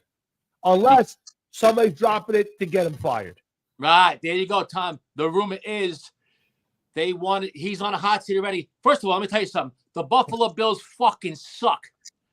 Forget about the Jets and Giants as the worst teams in the league. This team, I'm sorry, and I mean this. This team, if they miss the playoffs, is the biggest embarrassment of the season. And I mean it. They were supposed to go to Super Bowl. They got no heart. They're gutless. They fucking suck. Their year was 2 years ago. Yes. Yeah. Losing the playoff game against the Chiefs. Yeah, absolutely. Josh Allen, he's not tough. He throws more picks than a guy who's a betting guy in Vegas. This team has no heart, no desire. But on the other hand, how does this guy keep his job? They said that the owner and somebody in the organization put this out today to get him definitely fired, like you just said. Yeah, 100%. You to me, this is let's stir it up. So, because if you fire him now without this, it's controversial in Buffalo, right? You're basically throwing in the towel. You're telling your fans that you're blowing this up and you're starting all over again. By leaking this out there, you're basically riling everybody up to want to get him fired. So why not wait? Why not wait till the season's over? Why do it now? Till the I season? don't know the answer to that, Jeff. That's a great question. That's like you might as well just turn around and say we're firing him because we feel as though he's not the man for the job. Yeah, and actually, to tell you the truth, not for nothing, we all said it at the beginning of the season, and it can't be any further from the truth. There is no powerhouse team in the AFC this year, so they still have a chance. All you got to do is make the playoffs. Other than the Dolphins and maybe the Ravens, there is no team that's a shoe-in. Even Kansas City. I get your point. Why not wait till the end of the season? Well, why not wait till the end of the season to bring the story out then? That's what I'm saying. Bring the story out at the end of the season. Right. But they didn't. So I don't know. I'm going to say he's fired as we speak right now. They're just trying to figure out things. That's just my take. I don't know how. Now, I just checked ESPN. He's still no word about him being fired as of yet. No. I understand that. But Tommy and Jeff, how do you, as the owner, and your team is in New York where it happened? That's even worse. How does it continue? I mean, does this compare to the John Gruden saga? Like, I don't know. Like, I think this is actually worse than Gruden. Gruden's thing is vile and all that stuff. But when you take a tragedy that happened in our country, obviously the worst terrorist attack on our soil, and you use that as a teaching tool about communication, there's something seriously wrong with you. And the fact that this laid out there and nobody brought this up for 4 years is really kind of crazy. But to me, the only reason that this is leaked today is to get the head start on firing him. Whether this is, waits for 4 or 5 weeks or he goes this week, I'm not sure. But I can't imagine them keeping him after this. You could come up with motivation so many different ways. It's unbelievable. To bring the terrorists into it is such a touchy subject. Oh my God. While I understand what it is that the message he was trying to convey, it's such bad taste that it just makes no sense. It makes no sense whatsoever. Couldn't agree more. You could have used 9/11. You could have used 9/11. You could have used the New York workers or the people, how we never give up and we just keep going on. If you wanted to go that route, I would have never even touched 9/11 at all to begin with. So no, I don't think it should be used for motivation. Yeah, no, it's just a bad for remembrance, if anything. It's just crazy how. So I'm gonna say he's fired already, and they're actually thinking about who to put in there on this fucking horror show of a team. Joe, I won't argue with you. I can't see him surviving this. As bad, if this team is on its way to Super Bowl, you're never going to hear of this. The fact that they're as bad as they are, about to miss the playoffs. I don't know what the fans think of him up there, but around the NFL, the guys thought him as a genius, a great offensive coach, great defensive coach, a great coach, I should say. I can tell you this much right now. As of right now, it is not any story at all that I could see on NFL.com. Yeah. It's not even a story on the NFL.com. Listen, the whole team's going to the Super Bowl, absolutely, but they're going to be helping the halftime act. That's all they're going for. They ain't going to play a game. This team disgusts me, man. I would rather watch the Jets and Giants this year, and I swear on my dead mother, I can't watch this team no more. I can't watch it.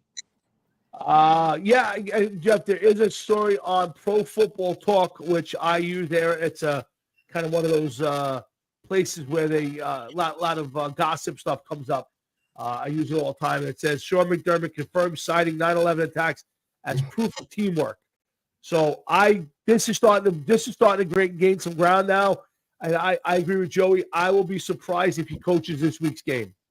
If he coaches this week's game, to me, you can't fire him after that, unless they get blown up. They get blown up this week against the Jets, and then maybe. But if he makes it to this week's game and they win, he'll keep going until something bad happens. Yeah, I think if he makes it to Sunday, he's good for the rest of the season. But I think he's fired already. They're not telling us yet. I think they're going over who's going to coach the team, but maybe hear something by tomorrow. Tomorrow, I just can't see it going on. This is too despicable, guys. It's horrible. Yeah, I would agree with you. You can't turn the terrorist attack into any sort of a teaching tool. It just doesn't work. But I heard Jeff a couple of shows ago, and he made a lot of sense. I forgot he was talking about a band or something like, and Jeff made a good point a couple of shows back. Do people really care in life, Jeff? If this is 4 years old, Jeff, don't you think they knew about this 4 years ago? Well, of course they knew about it 4 years ago. How did they know when it was released or when it was said? Of course they knew about it. Why are they saying it now? And let me ask you this. It's 4 years later after it was said. Were the fans pissed off when the team was successful and winning and on the cusp of the Super Bowl? Not really. They didn't seem very. So now all of a sudden you have a team that's what? They're 500, 6-6. Yeah. And that, who knows? They're on the verge of going either way at this point in time. Probably not good. Now people are going to be up in an uproar over this. I don't know, man. I don't know. Yeah. I agree. If you're the owner of the Buffalo Bills, all you have to say is, listen, you got us close, but you didn't get us there. Okay, we have a team with a window that's, the opening is a little smaller this year than it was last year. We got to go a different direction because you're not it. Yeah. That's all they got to say. They don't need to come up with a story. No, but I think that here's the thing. If you're in Buffalo and you're having one bad season after the last 3-4 years where they've been at the top of the division, where they've been fighting for playoffs, they were one play away from making the Super Bowl a couple of years ago. It's a lot harder to fire the coach. After this, it makes it easier to fire the coach. Right. People will be in uproar. That's why. Just let me tell you something. There's no way in the world they didn't know about this. And for the last 4 years, they hid it away.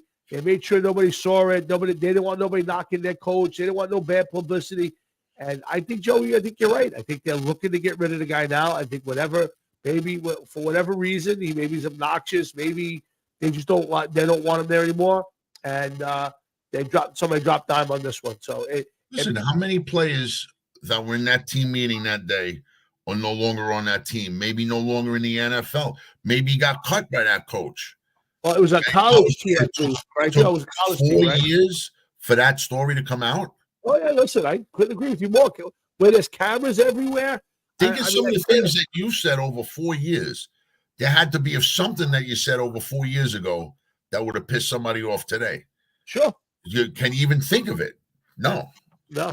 But Jeff, this.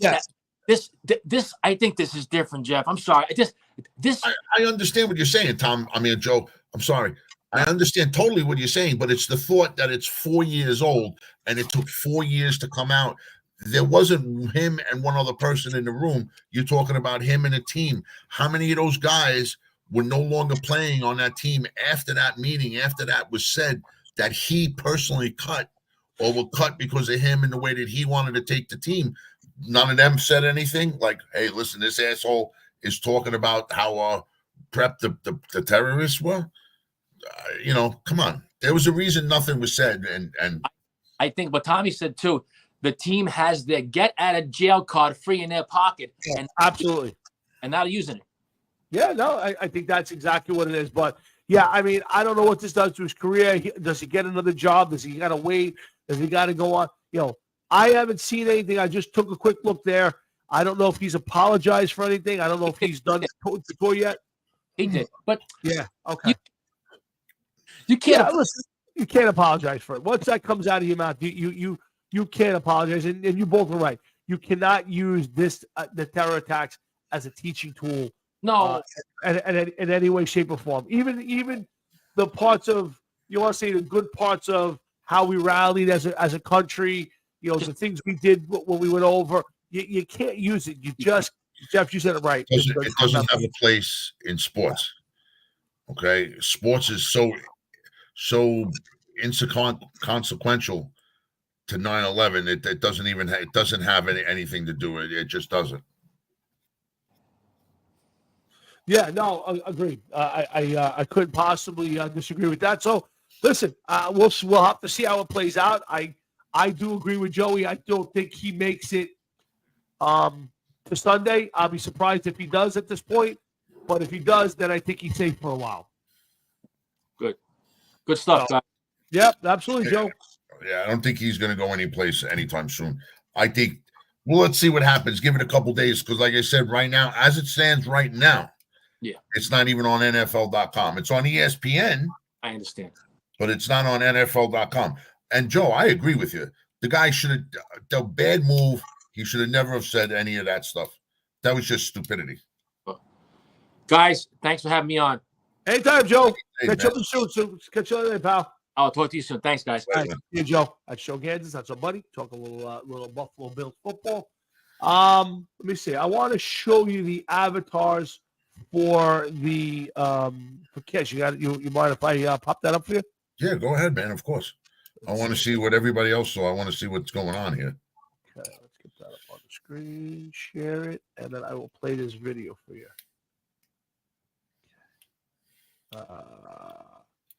Can you see that, Jeff? Clear? Yeah. Okay.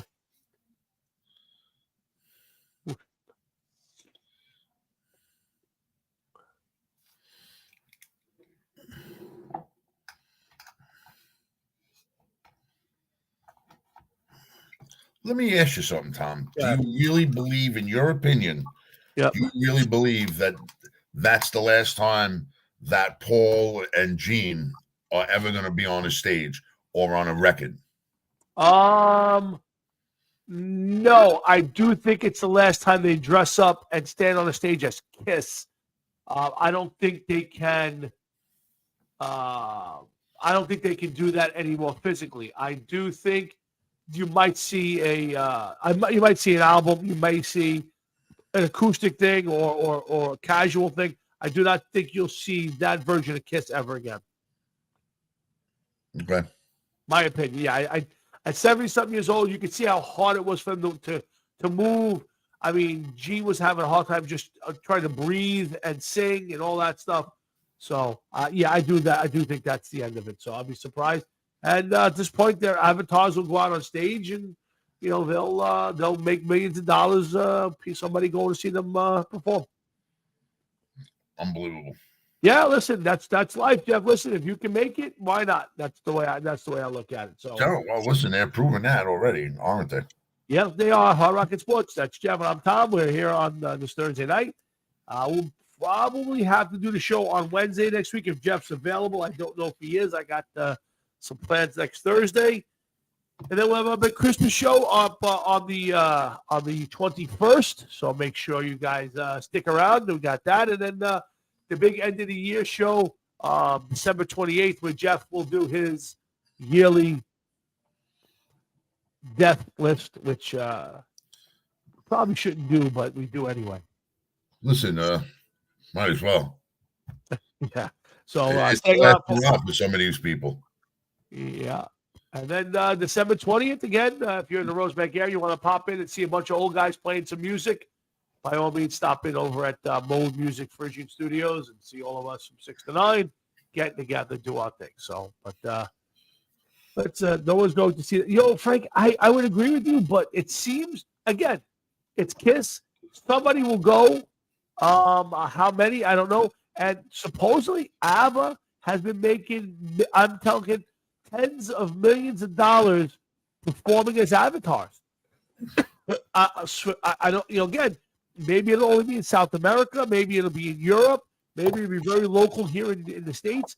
I guarantee you, somebody will go see Kiss as an avatar do a concert. It will happen. I guarantee you it will happen. So, it's going to happen. Yeah. It's going to happen. It's going to happen. Without a doubt. Supposedly it is very, and believe me, when they perfect the hologram thing, I guarantee you will see Kiss hologram floating around in Las Vegas or someplace where they can make some money on it. So watch it. It'll definitely, absolutely, positively, 100% happen. So Hard Rocket Sports, Jeff and Tom, we got a little while longer. Hey, let's get to our top 10 hockey players. Just to say, I want to do that while Frank is hanging around. Frank, don't run off anywhere. All right. I want you to grade this list, man. Okay, so we both gave. Now, I went by, for me, not necessarily who I think is the top 10 greatest hockey players. I kind of mixed it with a little bit of top 10 greatest and top 10 my favorite hockey players. So my list is a little odd, but bear with it. Do you want to go first? I'll let you go. Do you want me to go first? I'll go first, but I want to explain my list too. What I did is I thought more along the lines of if I was starting a team, Very nice. who would I Okay. want on this team? Okay. And not necessarily for certain reasons, but who I would want to lead my team. I mean, this is an expansion team that I'm starting, and who I'm going to want, and who my players are going to be. So, without further ado, I'm going to go. My first pick Yep. is I've always said it, and I'll stick with it till the bitter end. Mark Messier. It's got to be Mark Messier for a variety of different reasons. Toughness, gritty. He scores. He's a fighter. He doesn't back down. He's a leader. I think he's more so a leader than my second pick, which was Wayne Gretzky. I don't see how you could have a hockey team and not want Wayne Gretzky on it. But for me, it's got to be Messier first, then Gretzky. Number 3, Patrick Roy. Probably the best goalie ever to play the game. He's got to be on the list. Then I go defenseman, and I'm going Ray Bourque. Wow, Okay. good one. I didn't Many years in Boston, I've got to take Ray Bourque. Every team needs a good backup goalie, don't you think? Absolutely. I'm going with Dominic Hasek. Nice, good one. That's another one. Okay. Another guy that seemed to play forever, man. Time stood still for him. Need another defenseman. I'm going with Brian Leach. The only thing I did not really like so much about Brian Leach is when he got the puck, he would always go end to end. It seemed whenever he had the chance, more often than not, he seemed to go end to end. And yeah, it worked out sometimes, but sometimes you got to be more of a teammate and pass and not take the chance yourself. Number 7 on my list is Chris Chelios, somebody that was long-lived in the league, very tough, great player. Played, I think he was like 45 when he stopped playing, maybe even a little older. Yeah. Okay. Number 8, you ready for this one? Go ahead. Guy Lafleur. Good one. He made my list too. Okay. I had to put Guy Lafleur on the list. I'm going to save number 9 for last. Number 10, Jaromir Jagr. Another guy. My number 10 also. He was my number 10 also. Spent God knows how many years in the NHL. Plays over, still playing in wherever it is that he comes from, Yugoslavia, Czechoslovakia, whatever. Yeah. But I remember when he was on the Rangers, wherever he has near the puck, there's always a chance that he's going to get away with a score, a couple points. Number 9, but I saved him for last, is I believe every NHL team needs a tough guy. Uh-oh. Okay. And I took one of the greatest tough guys that I thought and I ever watched play, which was Bob Probert. Oh, yes. He had the ability to score. He had the ability to intimidate. He was a fighter. He didn't give a fuck. He was more than just a fighter. He wasn't a liability like some of these enforcers when they were out on the ice that would only score like 1 goal and 6 assists a year. The guy was able to score, get assists, and keep peace on the ice. So that if I was going with a team, those would be the 10 guys that I would want to put on my team. Nice. That's a good list. You can't knock it. There wasn't one guy I would argue with you on. I might have switched the backup goalie thing a little bit, but Dominic Hasek was a great goaltender. My list and your list was a lot alike, but I did have some different players. I'll give it to you quick. Our top 2 players are the same. I just reversed you on it. And I went Gretzky 1 because Gretzky revolutionized and changed the game. I love Messi. I think Messi, if I was really starting a team, he would absolutely be the hockey player I wanted. No doubt in my mind. But Wayne Gretzky did things at a time when nobody else was doing it. I mean, 50 goals in less than 50 games, all the goals, the points. Yeah, a little bit of a coat hanger. I get it, but I'll take Wayne Gretzky any day of the week. Messier was my number 2. Easily. The best all-around hockey player I ever watched, Jeff. I mean, great captain and just an all-around tough guy, great center, pass the puck, score a goal, get out in front of the net. My kind of hockey player. So Messier, number 2. Number 3, I hated this guy with a passion, but I have to say it. I put Mario Lemieux as my number 3. He was a guy who was just a half step behind those guys and one of the best scorers of all time. And had he not gotten sick, may have been the greatest scorer of all time. May have been the greatest player of all time. I'll argue that. Yep. So Mario Lemieux made 3. I put in a guy who I loved watching play. I did. I loved watching Steve Eisenman play the game of hockey. He was a great player. I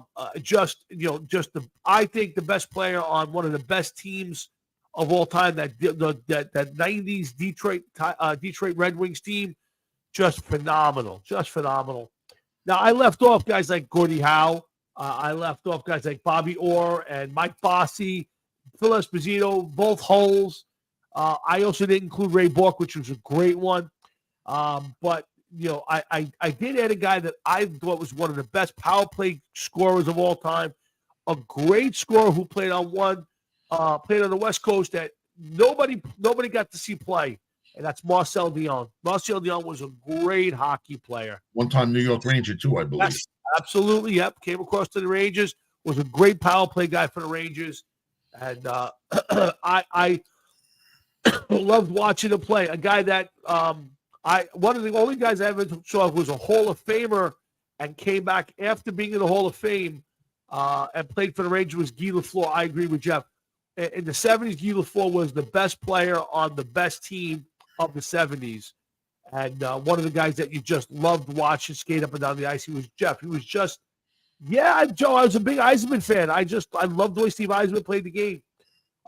So I finally put a goalie on the list, and I went through a whole bunch. Waugh was one. There's a bunch of them, but I chose Brodeur. I thought Brodeur was one of the best goalies of his time. Was the rock behind that Devils team that won those cups. So Martin Brodeur made my list at number 7. Also, honorable mention, banged his sister-in-law. Did he really? Yeah, you never heard that? He moves up in the list because of that one. That's a tough I don't move. know what his sister-in-law looked like, but I know he was a player. He pulled off the move, Jeff. And a player, and he got caught banging his sister-in-law. He was a player and a player, Jeff. Yeah. So he might move up to number 6. What do you think was going on at his house for Christmas this year? It's quiet, that's for sure. My number 8 pick is one of my favorite players, and I think arguably one of the best two-way defensemen of all time, and that's Brian Leetch. I know Leetch was a great player, probably the best Ranger on those 90s teams, even with Messier, even with those guys who came over from the Oilers. Brian Leetch was the best player on that team. And just a fun guy to watch. And you're right, Jeff. He did go a lot coast to coast, but boy, oh boy, he did it as well as anybody. And he made a couple plays in the Stanley Cup run. There's one he made a 360 move, backhanded goal. In one of those games, the Rangers won 2-1. That will live forever. So Brian Leetch was my number 8. You went Chelios. I went with Paul Coffey. I thought Coffey was one of the best defensemen of that era on one of the best teams ever. I took Paul Coffey, and I also ended it with Jaromir Jagr. Just for longevity, the guy played, I think he's played on every team and was part of the original 6, if I'm not mistaken. So he's like 78 years old. I remember the scary part is I remember when he broke into the league. I remember when he was a rookie. Please, you said something in your breakdown of Brian Leetch that I'm sitting here thinking like they won the Stanley Cup 30 fucking years ago. Yeah. 30 years ago. Yeah. What happened? I just went to bed. They won the Stanley Cup. I know. 30 years later. 30 years. I remember sitting on my couch. I was living, I think, on Bel Air. Was it on Bel Air? I don't remember. I'm not sure. It wasn't Bel Air. But I remember I was sitting on the couch, and my son Tommy was 3 years old, almost 3 years old. And I remember sitting there, and he was for some reason awake in his carriage or his bed, and thinking to myself, this could happen in next year. This team is great, and 30 years later they ain't smelled it yet. So, it's It's that. It The goes New, that bad. the New York Rangers winning the Stanley Cup in the 93-94 season ignited such a hockey mania. Oh my God, yeah. Never seen anything like it before. It Yeah. turned hockey American. Yeah, absolutely. I 100%. went to go see the Stanley Cup about 2 or 3 times. I have my picture really? taken of the Stanley Cup. Yeah, because of the New York Rangers. Because of the guy I work with and the New York Rangers winning the Stanley Cup. I went after that fact and learned so much about hockey that when they were doing the trivia questions at night on the Ranger game, he used to call me up and ask me the answer because he didn't believe how much I knew. And he would be like, they would be like, he was the 12th all-time leading scorer for power play goals on a team that was under 500. And I'd be like, oh, that's so-and-so. And he'd be like, I'll call you back, Dick. And 5 minutes later, fuck you, man. You got it again. I knew I forgot more about hockey than the people that are in hockey would ever forget, man. It was unbelievable. I immersed myself in that sport. I can't even sit and watch it now. Yeah, I have a hard time watching it too. I don't follow as closely. I mean, then up until '99, I watched every Ranger game. I watched a lot of hockey games. Dude, once they canceled the Stanley Cup in the playoffs, that was it for me. Once you do that to the fans, I can't go back. I never went back to baseball. Football is the only one that I remotely went back to because they never canceled their championship game and playoffs. I just cannot. You're talking millionaires playing, millionaires paying, and poor people paying to see it. And they don't give a fuck. They prove that they do not care about us as the fans. That gets to me. No, I couldn't agree with you more. I got lucky. I had started working for Fox right in '96, and I did a lot of hockey games. I got lucky. I got to do a lot of Ranger games, and I got to kind of be around the team. I got to pee next to Sam Rosen in the Garden. I hung out with him and JD, with the Emmerich and JD in the booth. So I got to meet Wayne Gretzky. So hockey became a big thing for me. I was at Gretzky's last game. How big is Wayne Gretzky, man? Not that big. I mean, tall. I would say he was probably 6 foot, if I'm not mistaken, 6'1". And lanky? But lanky, yeah. But remarkably, I fit, like just muscular. But with no body fat. Not so much muscle. No, body fat. No, yeah. I mean, nicest guy. Came in the booth. I want to say I was either in Boston or Philly. And I'm sitting in the back of the booth, and I'm just a runner for the day. So my main job was to go before the end of the period, I was to run down the hall and get pretzels and soda for John Davidson. He had to have a pretzel. That was my main job. So I would go run down the hall because they would come out with the fresh pretzels right before the end of the period, and I had to be back in the booth with pretzels and soda before the end of the period, just as the period was ending. And we were bullshitting about the game, and he goes, hang in there a minute. I got a surprise. And 2 seconds later, the door opens up, and Wayne Gretzky comes walking in. He got his autograph. Couldn't have been a nicer guy talking to us. JD introduced, hey, Wayne, this is Tommy. He's like, hey, Tom, how you doing? Couldn't have been nicer. I don't know if I got 2 words out of my mouth. It was like. Did he have a strong grip when he shook your hand? Was one of these guys like break your hand? Absolutely. 100%. Really? 100%. Yeah, 100%. Just a firm hand, like a Midwestern handshake guy kind of thing. But like, let me. I mean, we watched him play on ice, and if anybody went near him, that they had a price to pay, without a doubt. Sure. And I think a guy like Messier had enough grit for both him and Gretzky. Sure. But like, do you think Gretzky was capable of putting you through the wall if he on the ice? That's a great question. I would say the answer would be yes. He seemed you strong think enough to do that. Tough? I don't know. I think tough is more mental than it is physical. I think they're all strong, fit guys. You play that sport. You skate the way they skate. You work out the way they work out. I think being tough that way is a mental thing. You see guys like Ty Domi, who was a little guy, but mentally he was a monster, and I think that's different. So no, I don't think he would capable of it, but not because of physically. I don't think mentally he was in that spot. But yeah, that I would tell you of all the sports I did, hockey was the most fun because the people. I'm in the bathroom in Madison. Yeah, I'm at the Garden. I'm standing there taking a piss, and 2 seconds later, Stan Rosen comes walking in. There's 50 stalls. He stands right next to me, and he's like, "What's up, man? How you doing today?" I'm like, "This is it's gonna be a great game today." I see him zips up, washes his hands, walks up the door. I'm like, like, come on, man. It's Rosen. Now what are you gonna say? but I mean, he could have stood 4 urinals down, 2 urinals down. But you know what? He stands 4 urinals down. You don't have that conversation with him. I'm telling you, but the hockey players in general and all the behind the scenes people. I met Doc Emmerich. Couldn't have been a nicer guy. Couldn't have been. I mean, just super nice. But you know what I think another problem with hockey is right now at this point in time? I think there's too many teams. Good question. I think there's too many teams bound. I mean, the Thrashers, I don't know if they're still around. Then somebody moved to Winnipeg. You know, what happened to Hartford? Well, Hartford became the Carolina Hurricanes. Yeah. The Quebec Nordiques became the Colorado. What are they? The Avalanche. Meanwhile, the Colorado Rockies became the New York Devils, New Jersey Devils. But I mean, there was a team in Atlanta, the Atlanta Flames. They moved to Calgary, and you put another team there. The North Stars went down to Texas, became the Stars. Then you put the Minnesota Wild there. You got the Seattle Kraken, the Las Vegas Golden Knights.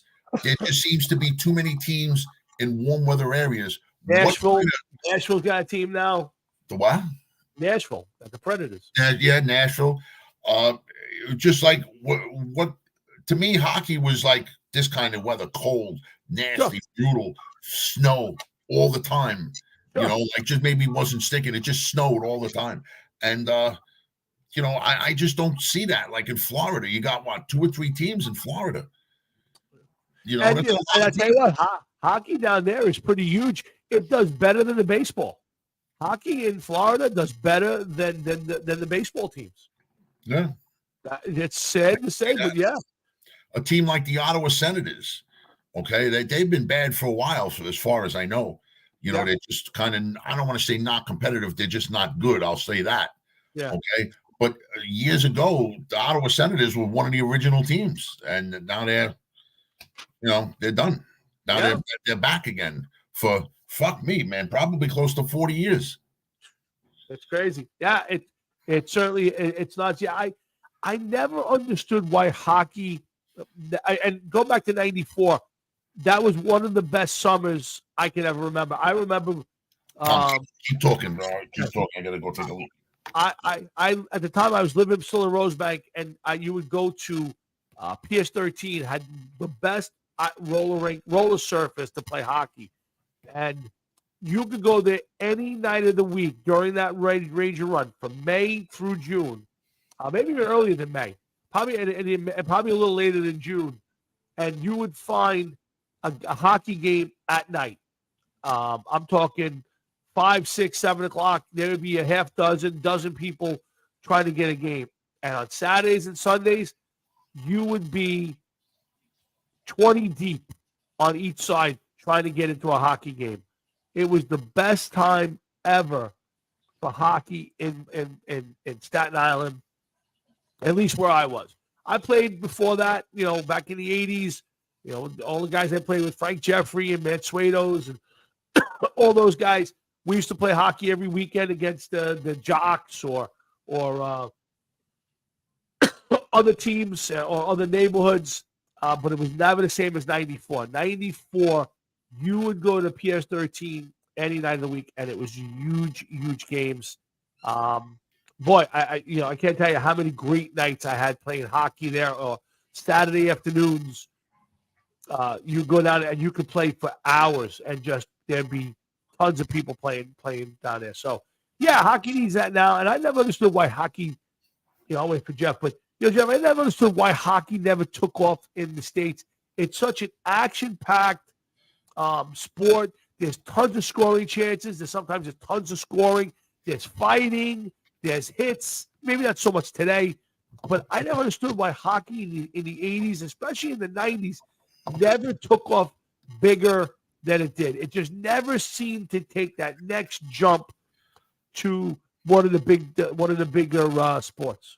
Well, it did when the Rangers won the Stanley Cup, and then a couple years after that, a year or two after that, they ended up going on strike, killing whatever momentum they had. Yeah. You know, you got to remember something. The Rangers won the Stanley Cup, and then what happened the following year? The Devils won the Stanley Cup. Yes. And then the Devils were good for the next couple of years. Yes. There's a good point, Frank. It's an expensive sport to play, but you want to know something? You could play it on the blacktop too. You didn't have to have all of the equipment that you needed for ice. Nope. Okay, you didn't need all the skill because you could run around and still be able to play. So there was that. But yeah, it was expensive to play. But you know something? When you watch it on TV, it's a fast-paced sport, but it's not a hard sport. If you have any kind of IQ, you could learn how to watch hockey and learn the sport.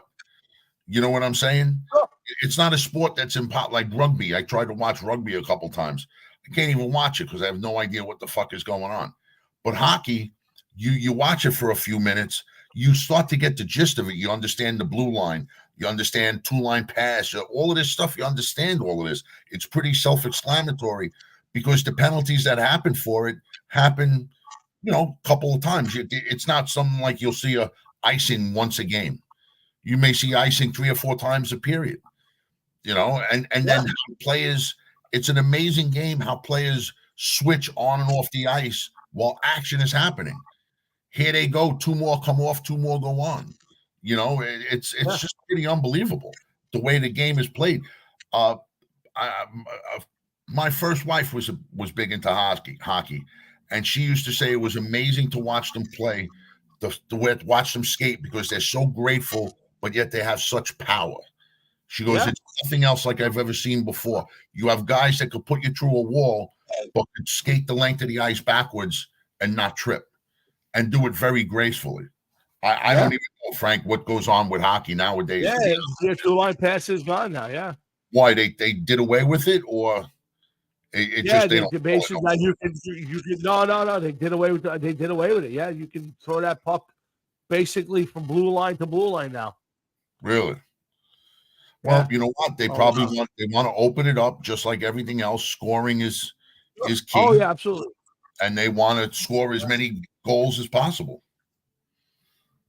Yeah. See, now that's another thing. For the record, that's a game where it could be a defensive game, and you could be like, "Holy shit, what a game!" Because there could be 30 shots, and if that goalie is making a few fucking kick saves and some great saves, and the action's in front of his net, and he makes 3 or 4 saves in a span of 10 seconds, like even a guy that don't know what's going on knows that that's a great fucking play. You know what I mean? Yeah, absolutely.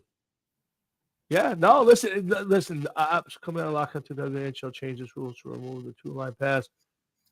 Yeah, I think it's. By the way, Bruce Willis is on the death clock. He has dementia now, and his family doesn't know how much time he has left, which is a shame. 68 years old. He's got dementia, and now they're saying basically they don't know how long he's got to live. So that's where are you seeing that? I have it on. I was looking. It's on the NewYorkPost.com. I don't know if you have Frankie, and I know that Baltarello used to be was the stylist for Howard Stern for years, and a lot of jokes. He passed away, so I was looking that up, and so then it's safe to say that somebody told Bruce Willis about our list, and he's doing his best to get on it. Well, he's certainly working his way toward to make your list. I hope he doesn't make it, but so it's like signs are pointing to Bruce Willis. What a shame. I would say a very underrated actor in the sense he made a lot of good movies. He had a few stinkers, but he made a lot of good ones. It's a shame. What a shame. 68 years old. It is a shame. It is a shame, but yeah. Wow. It is. It's unfortunate that it's one day it's all going to be us. You know what I mean? Yeah. 1, 2, 3, 4. Man, what a guy's got 5 daughters. Woof, dude, you gotta get a son in there somewhere. But yeah. So I don't anyway, think that's gonna happen anymore. yeah, I didn't know. Listen, Frankie, I stopped watching the Stern Show a few years ago. He was comparing Donald Trump to Hitler, and I bailed out. I was already on my way out the door after Artie left, but I kind of hung in there a little bit. Now I haven't listened to Stern since June of 17. I'll never listen to him again. The stuff I see and hear, it's not the same. It hasn't been the same show since Artie. But I was sad to hear that Ralph died. You know, that show I grew up on. You know, I remember being in high school, just after high school, and listening to the Howard Stern show. You're talking about 1985. So, I didn't get into Howard Stern until after he had his show on E! Channel. Okay. Because when I was a kid and I got my first car, there he was, on the radio. But I had an AM radio. Once in a while, they would play some music. And the whole time I was in the car, there was Howard Stern talking about his stupid ass shit. Yeah. And I'm like, just play a fucking song, please. Because I had an AM radio. There was only one station that played music, and that was his station, of course. Right. Yeah. And until I ended up getting a car with an AM, FM radio, or a tape player at the time, whatever it is that I broke down and got, I'm like, I can't believe this guy. I can't fucking sit and listen to this asshole. But, I can tell you there were days I took off from work to stay home to listen to the show because something big was coming on. There was very little better than the early Howard Stern years with some of the things that would happen. And they were, they marked parts of my life. I mean, there are parts of my life where I could say, when my son was born, I remember listening to the Howard Stern show, or I remember listening to the Howard Stern show that day, and it's a shame what he's turned into. But, when you see pieces of that show dying off or leaving, you realize, wow, I'm getting old. And Sorella was never a big fan of Ralph. He was an integral part of the show. A lot of great gags and arguments and yelling. It's a shame. And it was supposedly treatable. He had some sort of lymphoma that if he had went to the doctors and they treated it, he could have been alive today. He just said, screw it. So, guys, if you have something wrong with you, don't wait. You never know what it is. Go get it treated and take care of yourselves. We need to stay around a long time. So. Scary thought, Tom. We're getting older and everything, and it's a scary thought to know that, tomorrow morning maybe you wake up and you'll be like, what's that lump behind my ear? I never had that before. Yeah. 100%, my friend, 100%. But no. Nope, and that's why if you do and you do wake up that way, by all means, get out there and take care of it. So, but listen, it's 9:04. We've touched base on just about everything there is. Glad that everybody popped in tonight to say hello, and Frankie for hanging in with us the whole night and being the third co-host as always. So, Jeff, I give you the final word. Anything you want to end it with? Just got to do the Raider report, man. Oh, that's right. I completely apologize. We'll end with the Raider report. We'll come right back and close up the show. My apologies. Hold on. That's think you're going to like this one. Hey, boys, it's me, Diamond Jinta. That's right, Diamond. If I'm going to look it, I might as well name myself to play the part. And right now, it's Diamond. Anyway, long story short here. I see the Raiders coming on strong in the latter part of the season, winning out and getting into the playoffs via the wild card spot. Once in, it's a different season. I see the Raiders winning out from here on in. I don't see them losing another game. Okay, they got rid of Garoppolo. He's done. Next year, he'll be playing for the Jets. Anyway, I think this kid's going to do something good, like get us a championship.